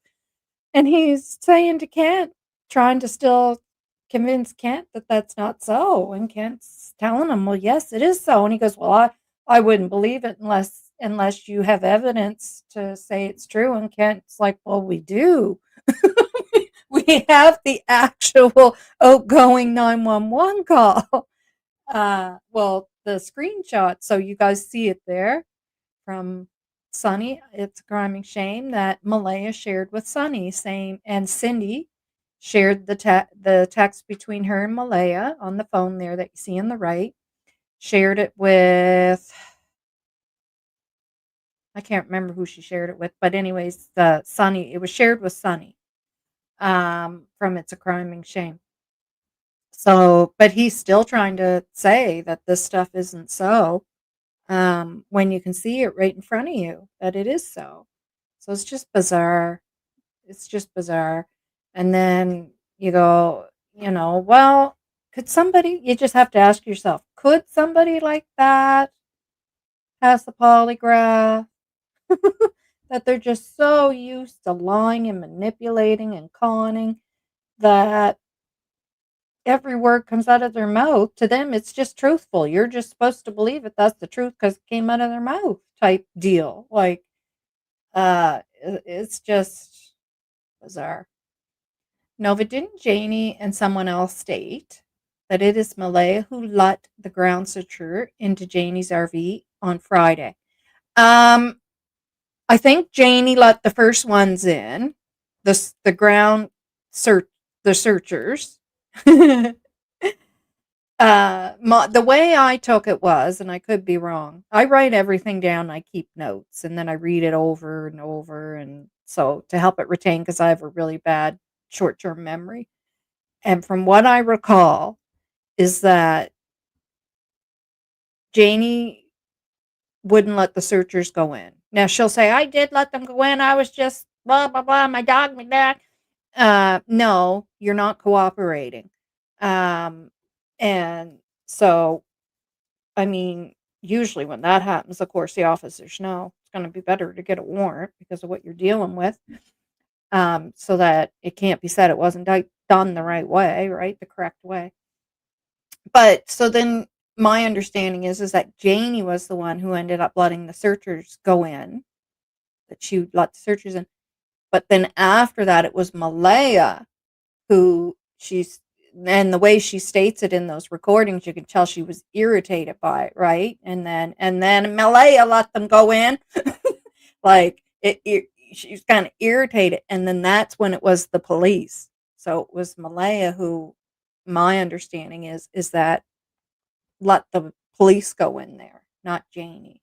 But I could be misunderstanding it, but that was my take on it. That's all right if you say it without the H. A lot of people do. Oh, I know. She kept going on, still trying to convince people that, yeah, that no, no, that don't believe this piece of evidence here. It's not true. Yeah, she kept still trying to convince people. We have one side being loud and defending themselves, and the other side, zip. Yep, I knew. Not a word. I'd find that so hard to do if my babies were missing, I'm telling you. You'd have to sew my lips together. Does anyone here know Lobster from Chats? He was on Drunk Turkey Live the other night saying he sees Malaya all the time in the store in Wentworth, looking all glamorous. But DT's mods were deleting a lot of, oh yeah, the comments. I heard that. I I don't watch his, I watched one of his videos, and so Belinda even said she was giving her CMP a hard time about searching. Um, no, I don't know Lobster. Um, I've seen him in the chats. I've seen him in like other chats, not drunk turkey. But I mean, what's looking glamorous to some people? Like I don't wear a lot of makeup, and I mean, I've had things said to me, comments made, that I'm all prissy and uh people think I spend a lot of time on myself and my hair, and I don't. And I've had comments made about my looks. Like sometimes people just look the way they look, and Malaya is a very pretty woman, beautiful woman. But I don't know like what somebody's term of glamorous would be. Like, is that wearing like some gold rings and stilettos and some nice chains and a expensive dress, or you know what I mean? Um, I'd have to see it for myself, I guess, is what I'm saying. Um, oh yeah, she was definitely giving them a hard time, and whatever dog was in there, because it doesn't sound like it was her her little dog that looks like he wouldn't hurt a flea. The tail's just a wagging like crazy. It sounds like there was a bigger, scarier dog put in there, which is a tactic. If that was the case, if that did happen, that's not uncommon to the RCMP or any other police force, that people try to pull that crap with their big, scary dogs to fearmonger law enforcement, if that's what took place. Um, Store in Wentworth, which one? There isn't many stores there. No, I'm trying to figure out what store too. There's the market that's close to Wentworth. There's the stores in Tatamagouche. I don't know what store's actually in Wentworth. Um, Jamie also sounded disgusted over Malaya's mom's boyfriend being there. Oh yeah, Janie. Yeah, yeah, yeah, yeah. She just, yeah. Oh, really? You think Lobster is Daniel? Maybe. Who knows? Who knows? Lobster's been in this chat before, actually, now that I think of it. But not, I think maybe once. Just once. But I've seen Lobster, him, her, whoever it is, in other ones.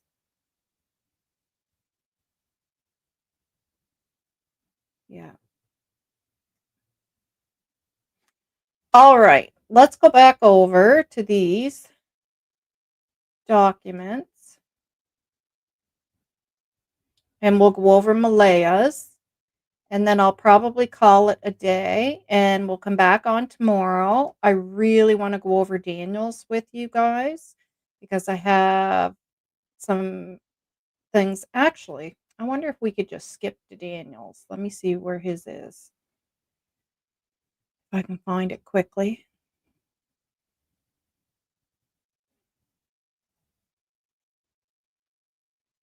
Oh, geez. The first one I clicked on happened to be Daniel's.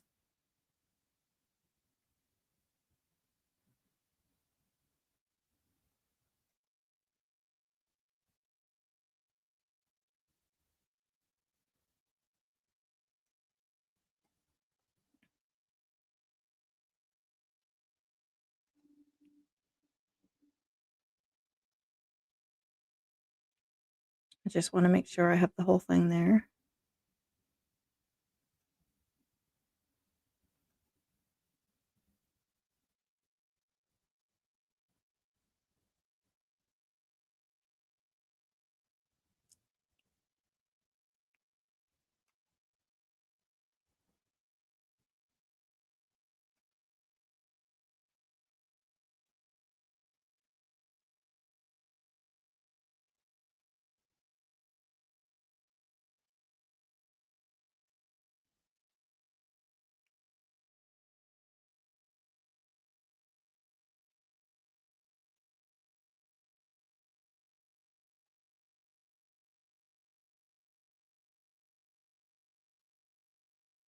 Geez, I clicked on it, now I can't find it. I have like 56 documents here.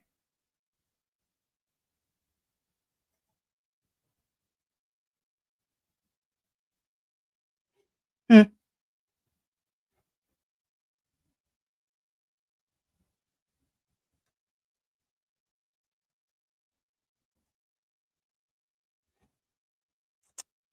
All right.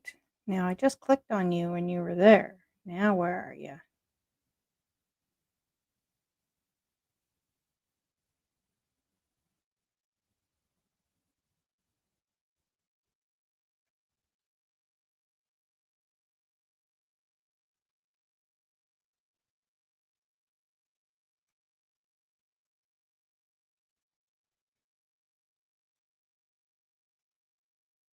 Layra ordered her children missing. Janie.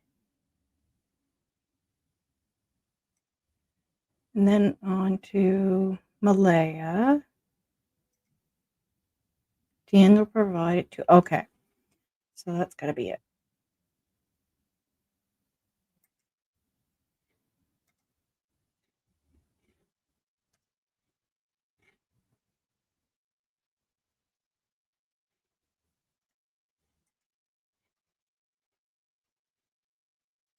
Yeah, we'll do Daniel's now because there's something I want to share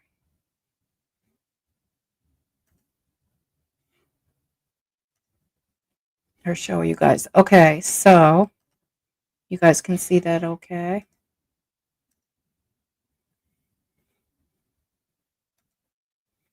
Okay, so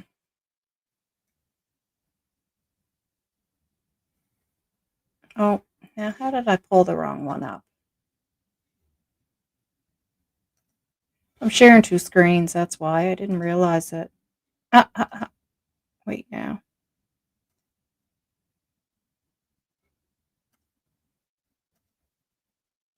There it is. Daniel provided two statements.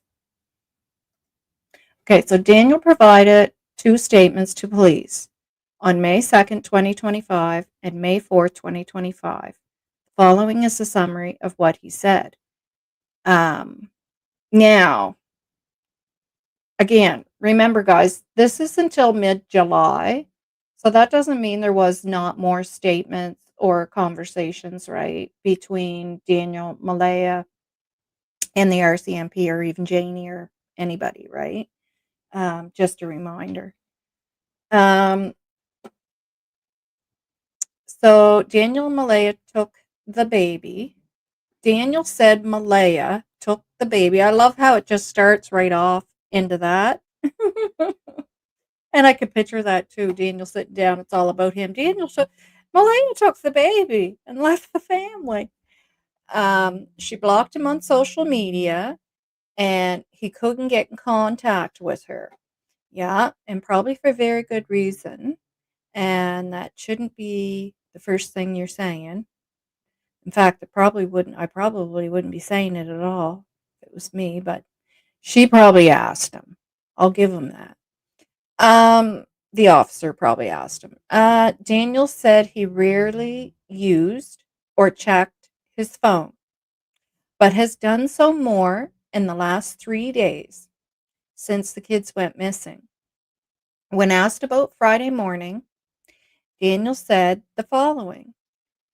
Daniel said he was in the bedroom with Malaya and Meadow, who were in bed with him. Lily came in a couple of times, but he did not check his phone to see the time. The television was on and it was daylight outside. Lily didn't say anything. Okay? Now, give me 1 second because this is where I have to share something with you guys.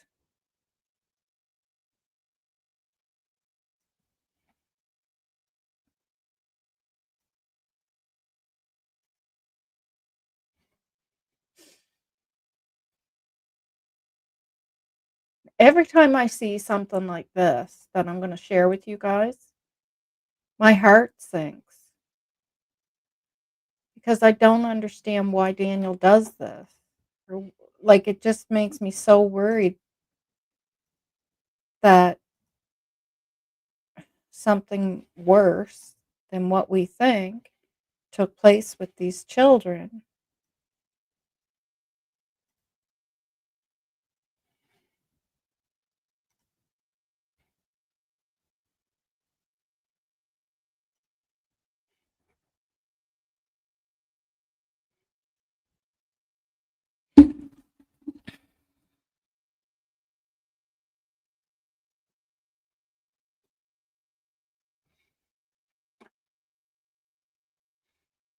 Just give me 1 second here, guys.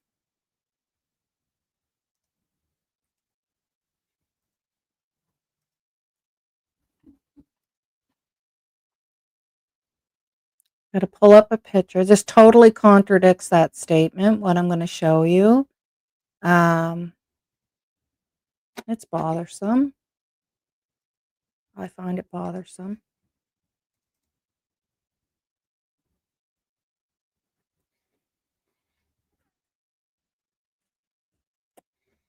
Okay. I hope you guys can see that. Can you guys see that? See that picture on screen? Okay. So Crazy Town, yeah. Daniel said in Mike Dammann's chat, Lily just said, "Hey, Dad," when she came in the bedroom. Now you guys saw what I just read in his statements, and this is what I'm talking about. He's still doing this because this was just recently stated in Mike Dammann's chat. I think it was like maybe a week or a week and a half ago, Crazy Town. It was not that long ago. Now, in his statement, he said and I mean they're going to ask him that. Well, what did Lily say? And he's saying Lily stated nothing. Then he goes into this chat and someone states, Daniel, what was the last thing you remember Lily saying to you? Oh, it was actually Mike that asked him. Daniel says, Lily said, "Hey, Dad." That was the last thing she said. And then he has to go for some sympathy. See, this is the manipulative conning thing I'm talking about. I've seen this before, guys. Like, this is what the manipulative con does, right? Because then they pull at the heartstrings at the same time. Uh and then he has to say, "That's heartbreaking to think about." I've never been asked that. You know, like, what the hell is up with that? What's wrong with that? It's awful. And then to go for the tug on the heartstrings as well, right? Like, it's not good. It's not it's not bad enough that you're saying she said, "Hey, Dad," which to some of us we would already go, "Oh, that's heartbreaking." But then he's got to add to it, how heartbreaking it is for him, you know. Yeah, okay, Daniel.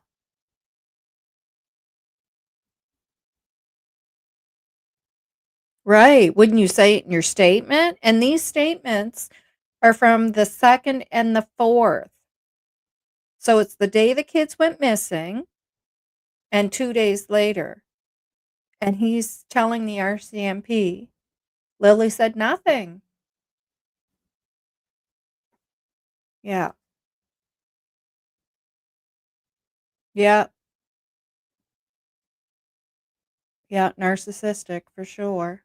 Which people with that personality can be sociopaths because sociopaths are narcissistic, same as the psychopath. Um, so, not saying he is. I'm not here to diagnose anybody, but narcissistic for sure. And that's just in the facts of what we see, right? So, I believe Malaya says he did, and I think it's in these documents somewhere, or Sonny asked her maybe. But Malaya has confirmed that I mean, when you think about it, because Lily was 3, Jack would have been 1.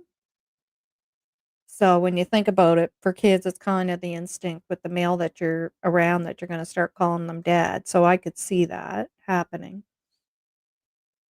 And unless a parent corrects it and says, no, he's your buddy. You call him, like, my kids never called their stepfather dad because I made it clear that he's your buddy. He's a good friend. He's your stepdad, and he's gonna help you out with anything, which he was a great stepdad, still is, awesome. But that he's not your father, and you still call your dad dad because he's your dad. So, um,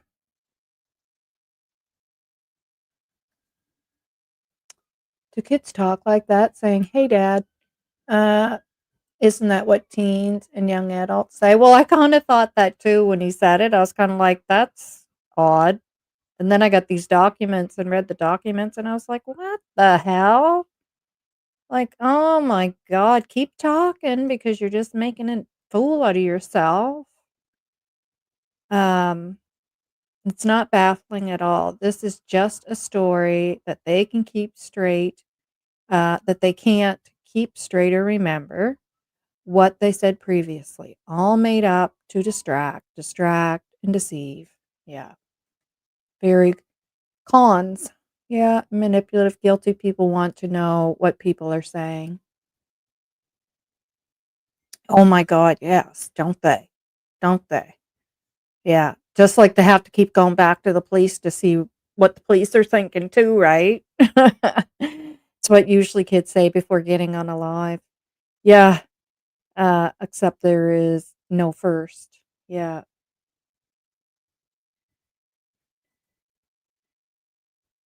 People with a personality disorder can't or polygraph.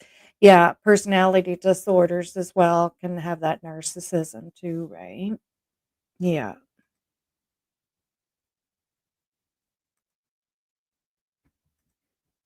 I have a question. So if Daniel was on math and he had to get clean, do you think they gave him something to make him not have withdrawals?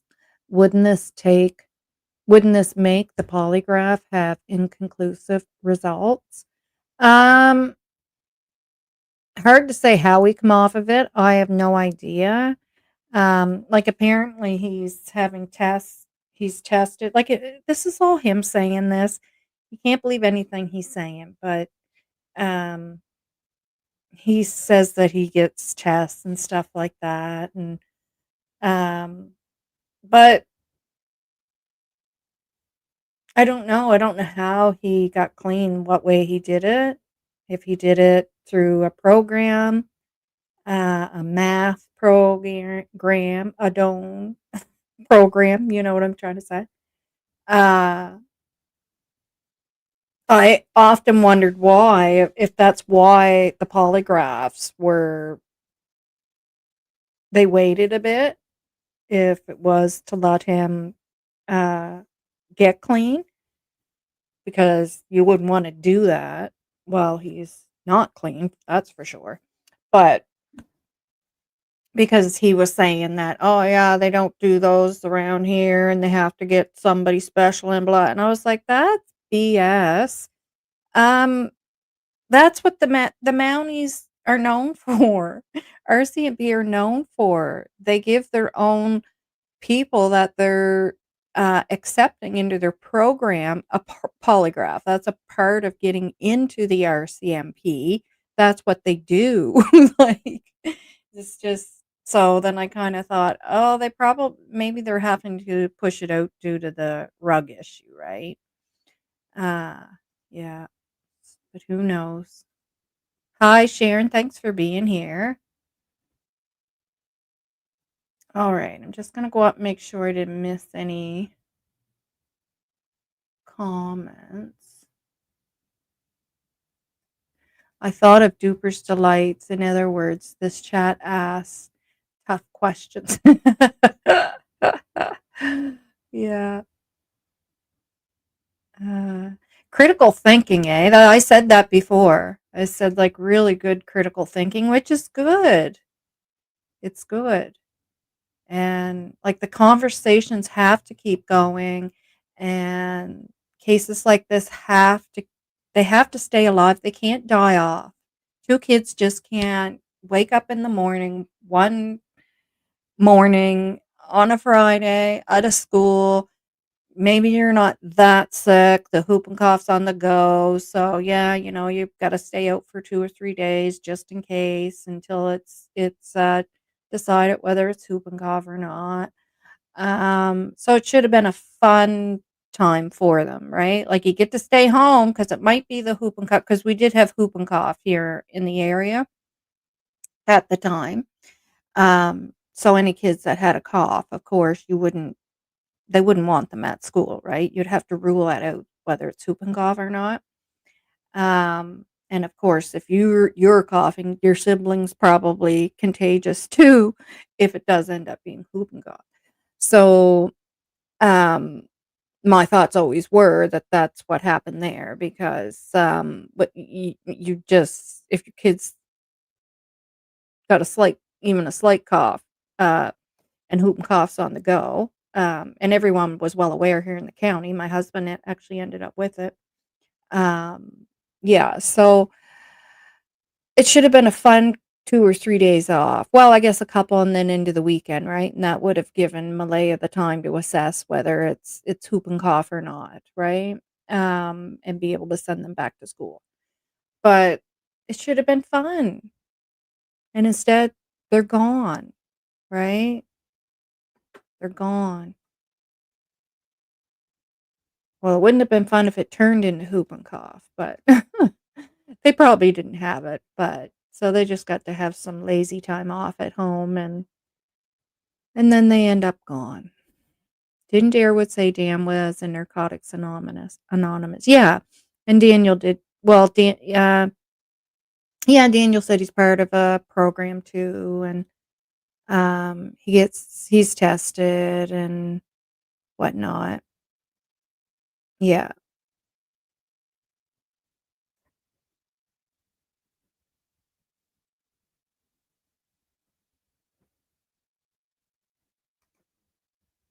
that would be a yes. Yeah. There's different stuff they use. I just can't I don't wanna say it out loud on here because then I have to try to figure out a way to say it, but yeah, there's like a program, right, that they would use to help, you know, wean them down, and, yeah, and different rugs that they would have to use to help them through that.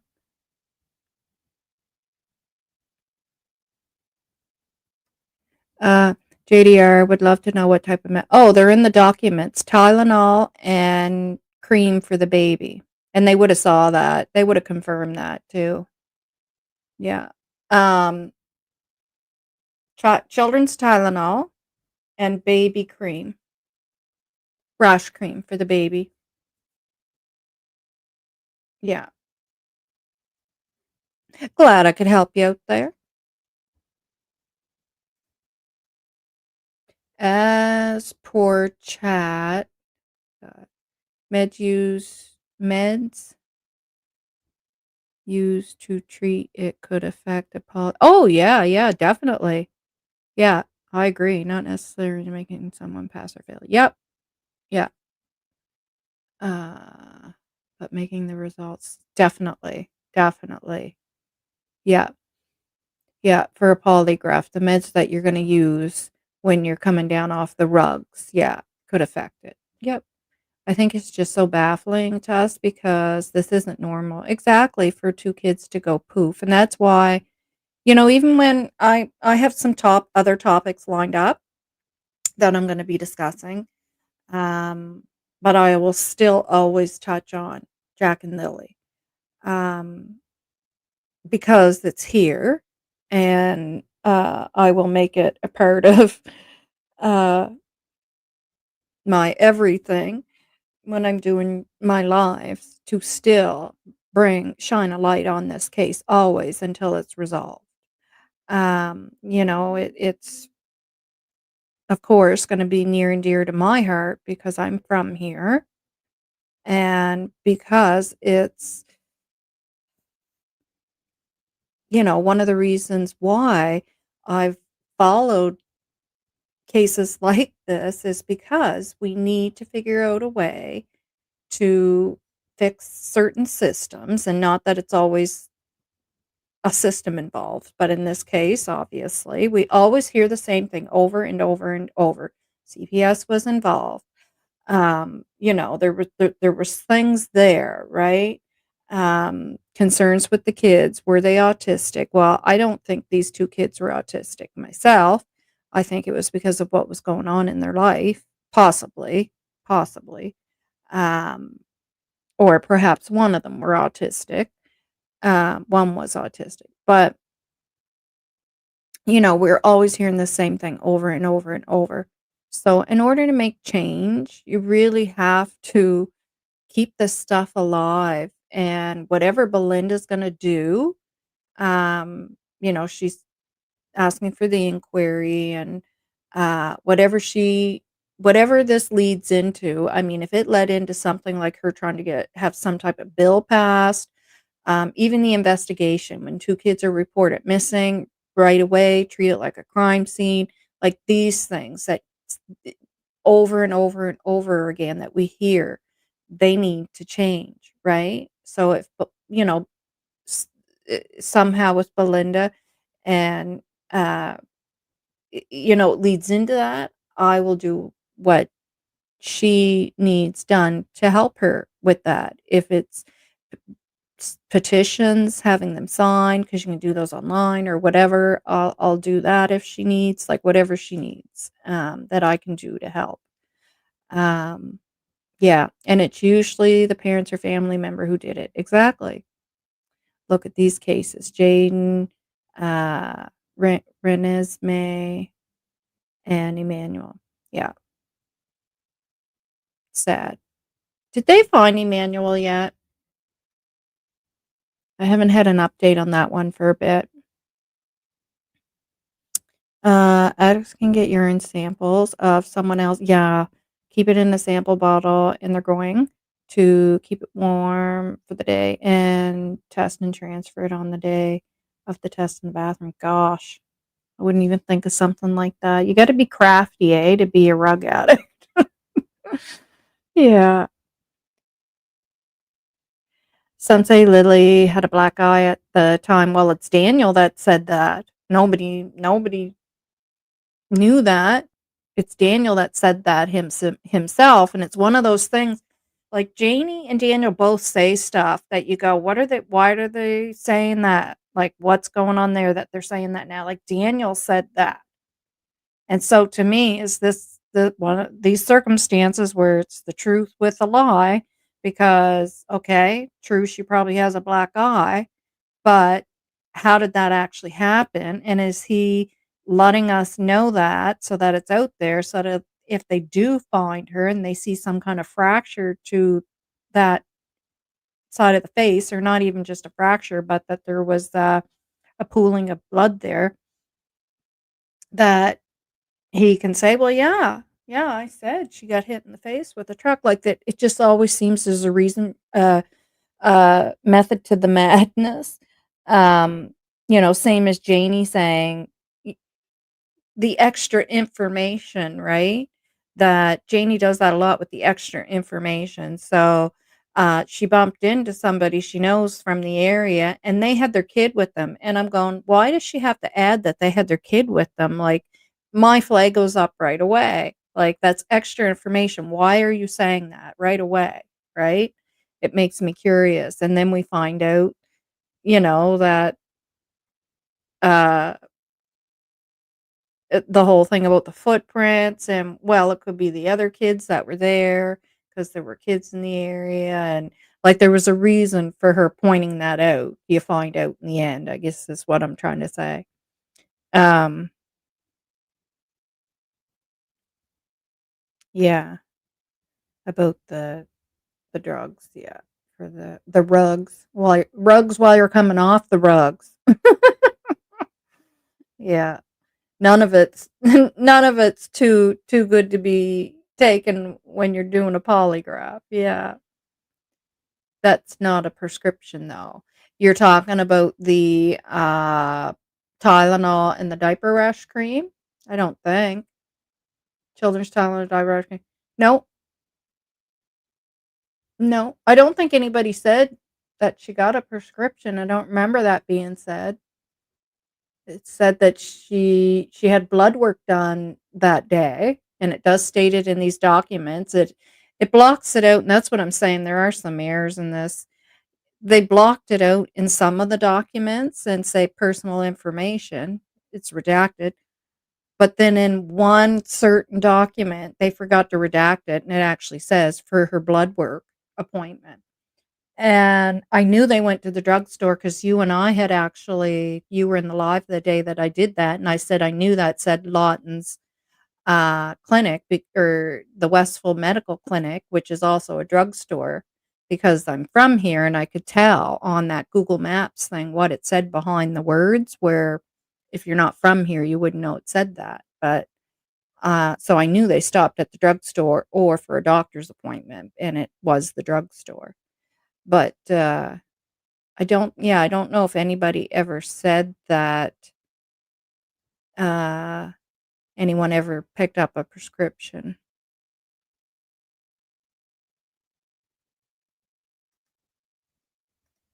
Yeah, and it's nice to have someone from the place talking about it. Yes, exactly. Yeah, that's like I'm saying, I knew that that was Lawton's drugstore. Mhm. Yes.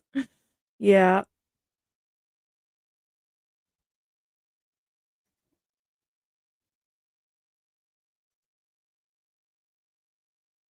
Aw, what a sin. See that's so sad. It's bad enough that,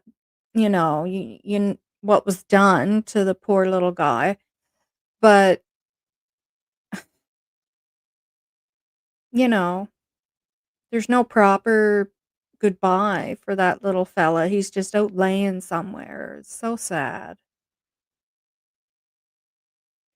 It's so awesome. Yes, Daleen is helping Belinda pro bono. I know. I know. Isn't that awesome? And Sunny connected them. That's great. So, I mean, these channels do have a plus to them, right? Um, and, you know, to me, I can see the support too with Belinda as she's going through this and the stages and the phases of all of this and how helpful it is for her to be able to have the support of all of us, you guys, like in the chats and stuff. Um, like just it's so sad, you know, so sad. Yeah, I hope she can get the answers too. And like I said, whatever support she needs, because excuse me, lots of stuff can be done online now, right? So, I mean, if she needs somebody to do something or write something up, or like I said, do different petitions, like she needs three different people to control three different types of petitions or whatever, right? Like, I'll do what I can to help. Um, there wouldn't be much left of the kids 4 months gone apart from breaks and bones. Yeah, and because of the hot, hot, hot weather that we've had and the animals too, that would be, yeah, yeah. And that's what gets me too, because I think, okay, well, if they couldn't travel that far and they would be closer and they were missed, then they should be able to, someone would be able to smell them then, right? Because under that thought, with that in thought, if they didn't travel that far, which they wouldn't be able to in those woods with how the trees are after the hurricane and the terrain anyways, then they wouldn't be able to travel that far in, and they're under something somewhere. They should be able to smell them, right, as soon as the summer hit. But yeah, maybe the only way answers come to light with Belinda, uh, and Daleen. Yeah, yeah, yeah. And I mean, she doesn't have to share any of it with us either, right? I just want to offer what support she needs if she needs anything done that I could help her with, right? I'm sure a lot of us will offer that. They stopped by the pharmacy, I thought. Wouldn't they have gotten Tylenol at Dollarama and diaper rash cream? I don't think they sell kids Tylenol at Dollarama here. Um, I've never seen it here, or a good diaper rash cream either. Uh, um, I've seen adult, but of course I'm not looking at the baby stuff. But I mean, I've looked at the adult Tylenol in there. I've never seen the baby stuff. But I'll tell you, it's hard to get medication. Like our dollar store is so picked over here, you wouldn't believe it.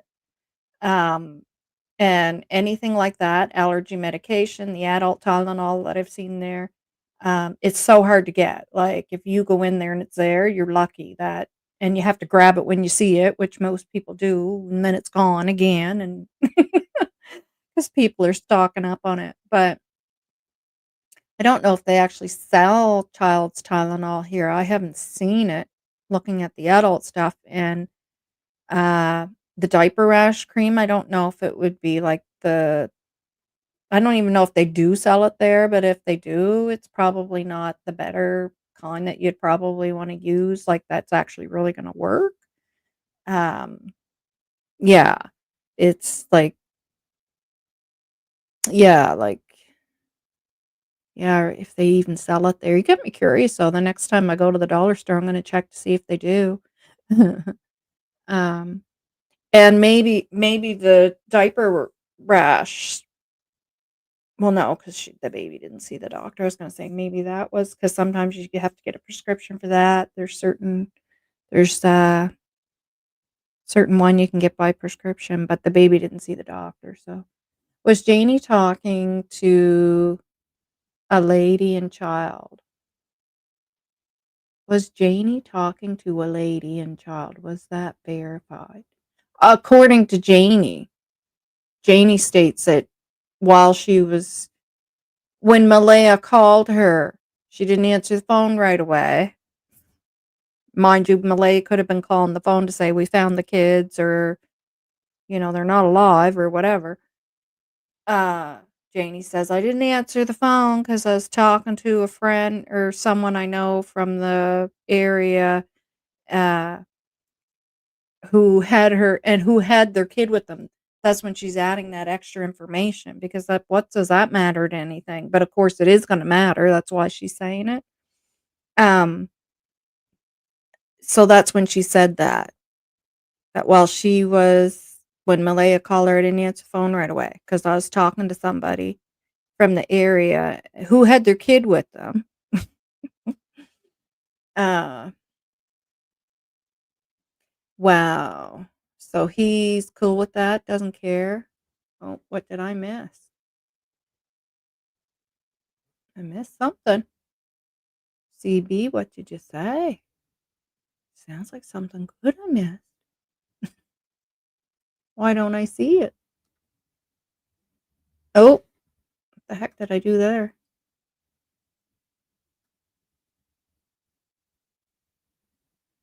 Daphne, one of the things I wondered early on was if the kids got into the rugs, so the children's Tylenol rekindled that thought for me. Hmm. I don't know if Tylenol would unalive children, though. It would cause, like, if you found out your child got into it, there would be an overdose. I don't know if it would cause death, right? It would cause issues to your liver. What would really be bad is um, your ibuprofen, aspirin, stuff like that. That's what's bad. Um, it because that can cause your blood to thin out if children took a lot of that, uh, right, and could cause issues quicker than Tylenol. Um, Tylenol, it's not something like I could that I would that to my understanding is that they would take and oh my god, the parents would come out and find them unalive type thing. Um, I heard somebody say that, but who knows? You get blood work done for lots of things, but who knows, right? There's certain medications that you can take every once in a while. You have to get blood work done. I do. I have to have blood work done every so often. But I've seen people saying that in the chats. But for me, things have to be a little more factual. And if she said it, or then I would think, yeah, that must be true.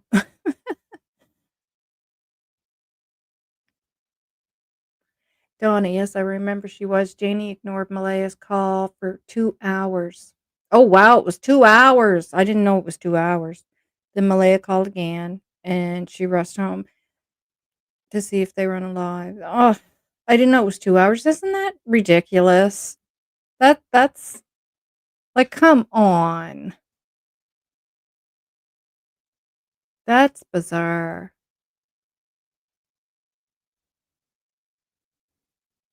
Yeah,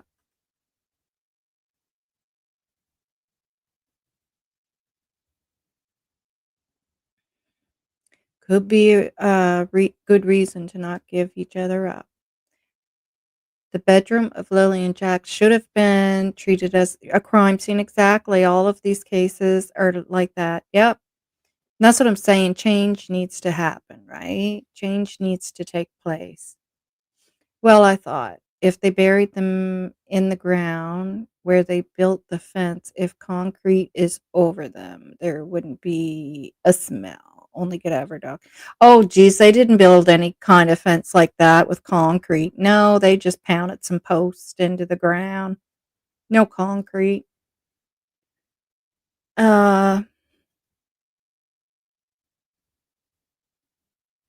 that'd be the the correct way to make a fence. No, I that's not the kind of fence they made. Yeah, a crime scene should have been, uh, locked down, lockout, yeah. Yes, even someone out a walk with their dog, the dog would head to a smell. Yeah, exactly, yeah, and the birds, scavengers, yeah. Really, our dollar store carry all sorts of medications. No, not ours. No, unless something changed, but, like, not usually. Just look at like I said, adult, little tiny bottle of adult Tylenol and a box with, I think, 4 or 5 allergy pills in it. I don't think it carries children's Tylenol, but I'd have to check again, or maybe someone in the chat from Nova Scotia might know. Uh, but maybe around here is different too. Michael Vaughn and Harvey Montgomery, yes. Yeah. Oh, and she was so sweet, wasn't she? How could they hurt that cute little girl?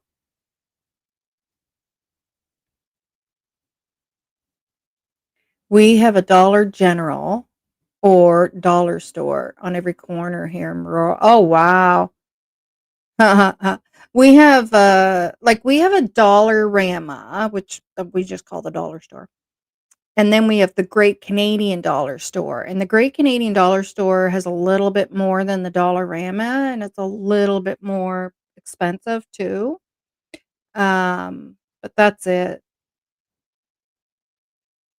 Yeah. Crazy town. You're from Nova Scotia. Do you know if they sell children's Tylenol? And um, yeah, I bet you that. And in the States, it's different with your guys's medic meds too, like that. Like we, geez, we were just allowed to start using a leave here in no in Canada. Well, maybe I'm going to say the last 10 years, because the last 5 to 6 years for me is a real mess of a blur because of my illnesses. But um, I think it was prior to that that we just started being able to use a leave here. No, my thoughts on the Tylenol was maybe a desperate attempt to relieve or cure symptoms from the kids getting into other. Oh, I gotcha. I gotcha. Hmm. Maybe. Crazy town. Everything is so crazy expensive. Uh, I go in the dollar store, and yes, and it's $50 for a few items. It's crazy. Remember when the dollar store actually used to be everything was a dollar, like in the Dollarama, everything was a dollar. And then it slowly started creeping up. Yeah. Yeah, it's not the same anymore. Unfiltered illegal rugs could kill. Yeah. Maybe Tylenol was for pain for Lily's black eye. I think it was said that the baby was teething in the documents. We'll get to it tomorrow. I'm going to come back on tomorrow. It's actually Tylenol. That's the blood thinner. No, no. You're talking to a nurse here. I do get confused though, but on my old stuff, the stuff that I know from years and years and years ago, typically I don't get confused on. My memory's still pretty good. No, no, it's your acetylsilic acid that is a blood thinner, and that is your aspirins, uh, ibuprofen, yeah, all that stuff like that. Mm-hmm. Um, Not Tylenol. Tylenol's the one that will affect your liver.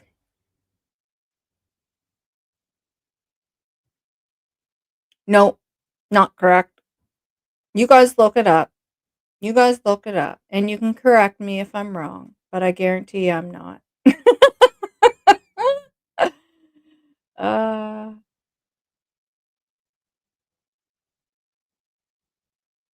that's right, Carla. Exactly, Carla.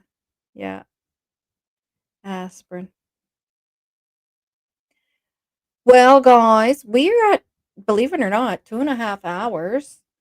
Um, so for most of you, I probably left you with a little bit of a bombshell there in the end. Hi, Valerie. I don't know if I said hi to you. Maybe you come in late. Sorry if I didn't. Um, yeah, that. Hi, Mark. Didn't see you here either. And thank you. Like, sub, and share. 100%. So yeah, a little bit of a bombshell there, and on the last thing, Missy. Hi. Thanks for being here. If there's anybody I miss saying hi to, I am sorry. That's right, your NSAIDs. You got it. You got it. Your NSAIDs, and that's your acetylsilic acids. Um, so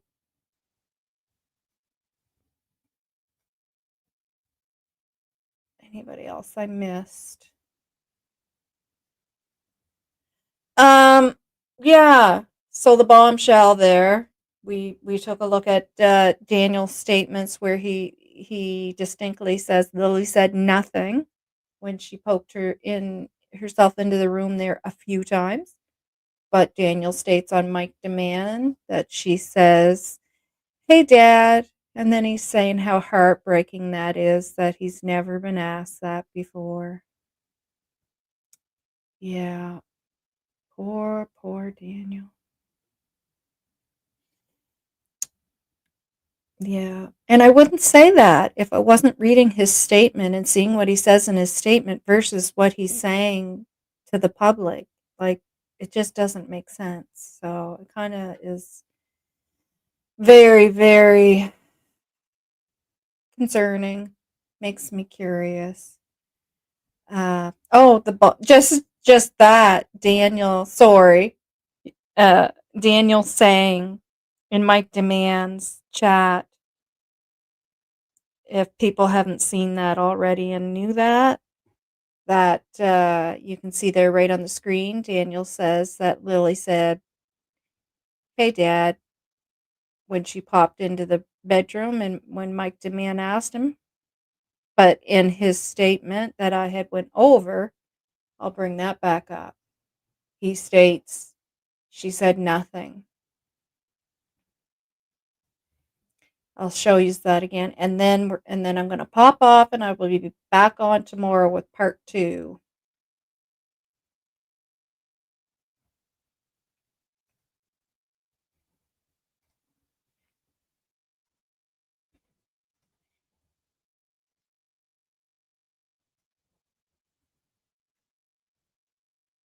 There, so you can see Lily came in a couple of times, but he did not check his phone to see the time. The television was on and it was daylight out.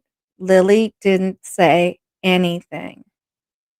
Okay, and then you just saw where I stated on Mike Demands, showed on Mike Demands that he stated. Uh, yeah, I agree. He states on Mike Demands that Lily said, "Hey, Dad, we are having rain all day in southeast New Brunswick." Whoopee! We're supposed to have rain here, and then it turned sunny, but now it looks like it's going to rain again. So it doesn't know what it wants to do, and that's typical for Pictou County. Yeah. Uh, yes, that is great for the wildfires, the rain. Yeah, if it would rain enough. Yeah. All right, guys. I am going to skedaddle. Thank you all for uh, coming to spend 2.5 hours with me today. 2 hours and 36 minutes. Now, if you want to spend more time with me, I will absolutely for sure be on tomorrow with the rest of the documents. And we're probably just going to be able to skip right through them. Well, maybe not, because there's some of those redactions that I'm pretty sure I know what the redactions are because it's information that we already know. But uh, you can kind of figure out that it's possibly the redactions, like the evidence from Melissa, the video footage, the trail cams. I'm pretty sure that's one of the redactions there. So some of it, it's stuff that we already know. And uh and then there's some other stuff. There's a couple there. I think one might be Janie's phone, but I'm not 100% sure. So we can take a look at that and see what you guys think as well. Um, oh, and there's one there that I think might be that tip from the neighbor of hearing the car, I think. Because it's redacted, of course, I can't say for 100% sure, but just in what it states in the time frame, you kind of think, okay, this could be that, that could be this. So I'll go over it with you guys, and you guys can tell me what you guys think as well. So unless I wake up tomorrow in really bad pain, like if anything happens that I like that, health wise, that I can't come on, or anything family wise goes on, I will be on, okay? Which is, so I'm pretty much sure I'll be on tomorrow. So lots of love, guys. Lots of positive vibes. Thanks for being here. I hope to see you tomorrow. Please like and share the video. Subscribe if you wish. I do have memberships now, just to let you guys know. They're only $1.49. Totally up to you guys. I don't expect anybody to buy a purchase a membership. Um, but they are there. Um, and yeah, so I'll see you all tomorrow, okay? Take care, everyone. Lots of love, lots of positive vibes. Bye. You guys can keep chatting too if you want. I won't close it out right away. Bye bye.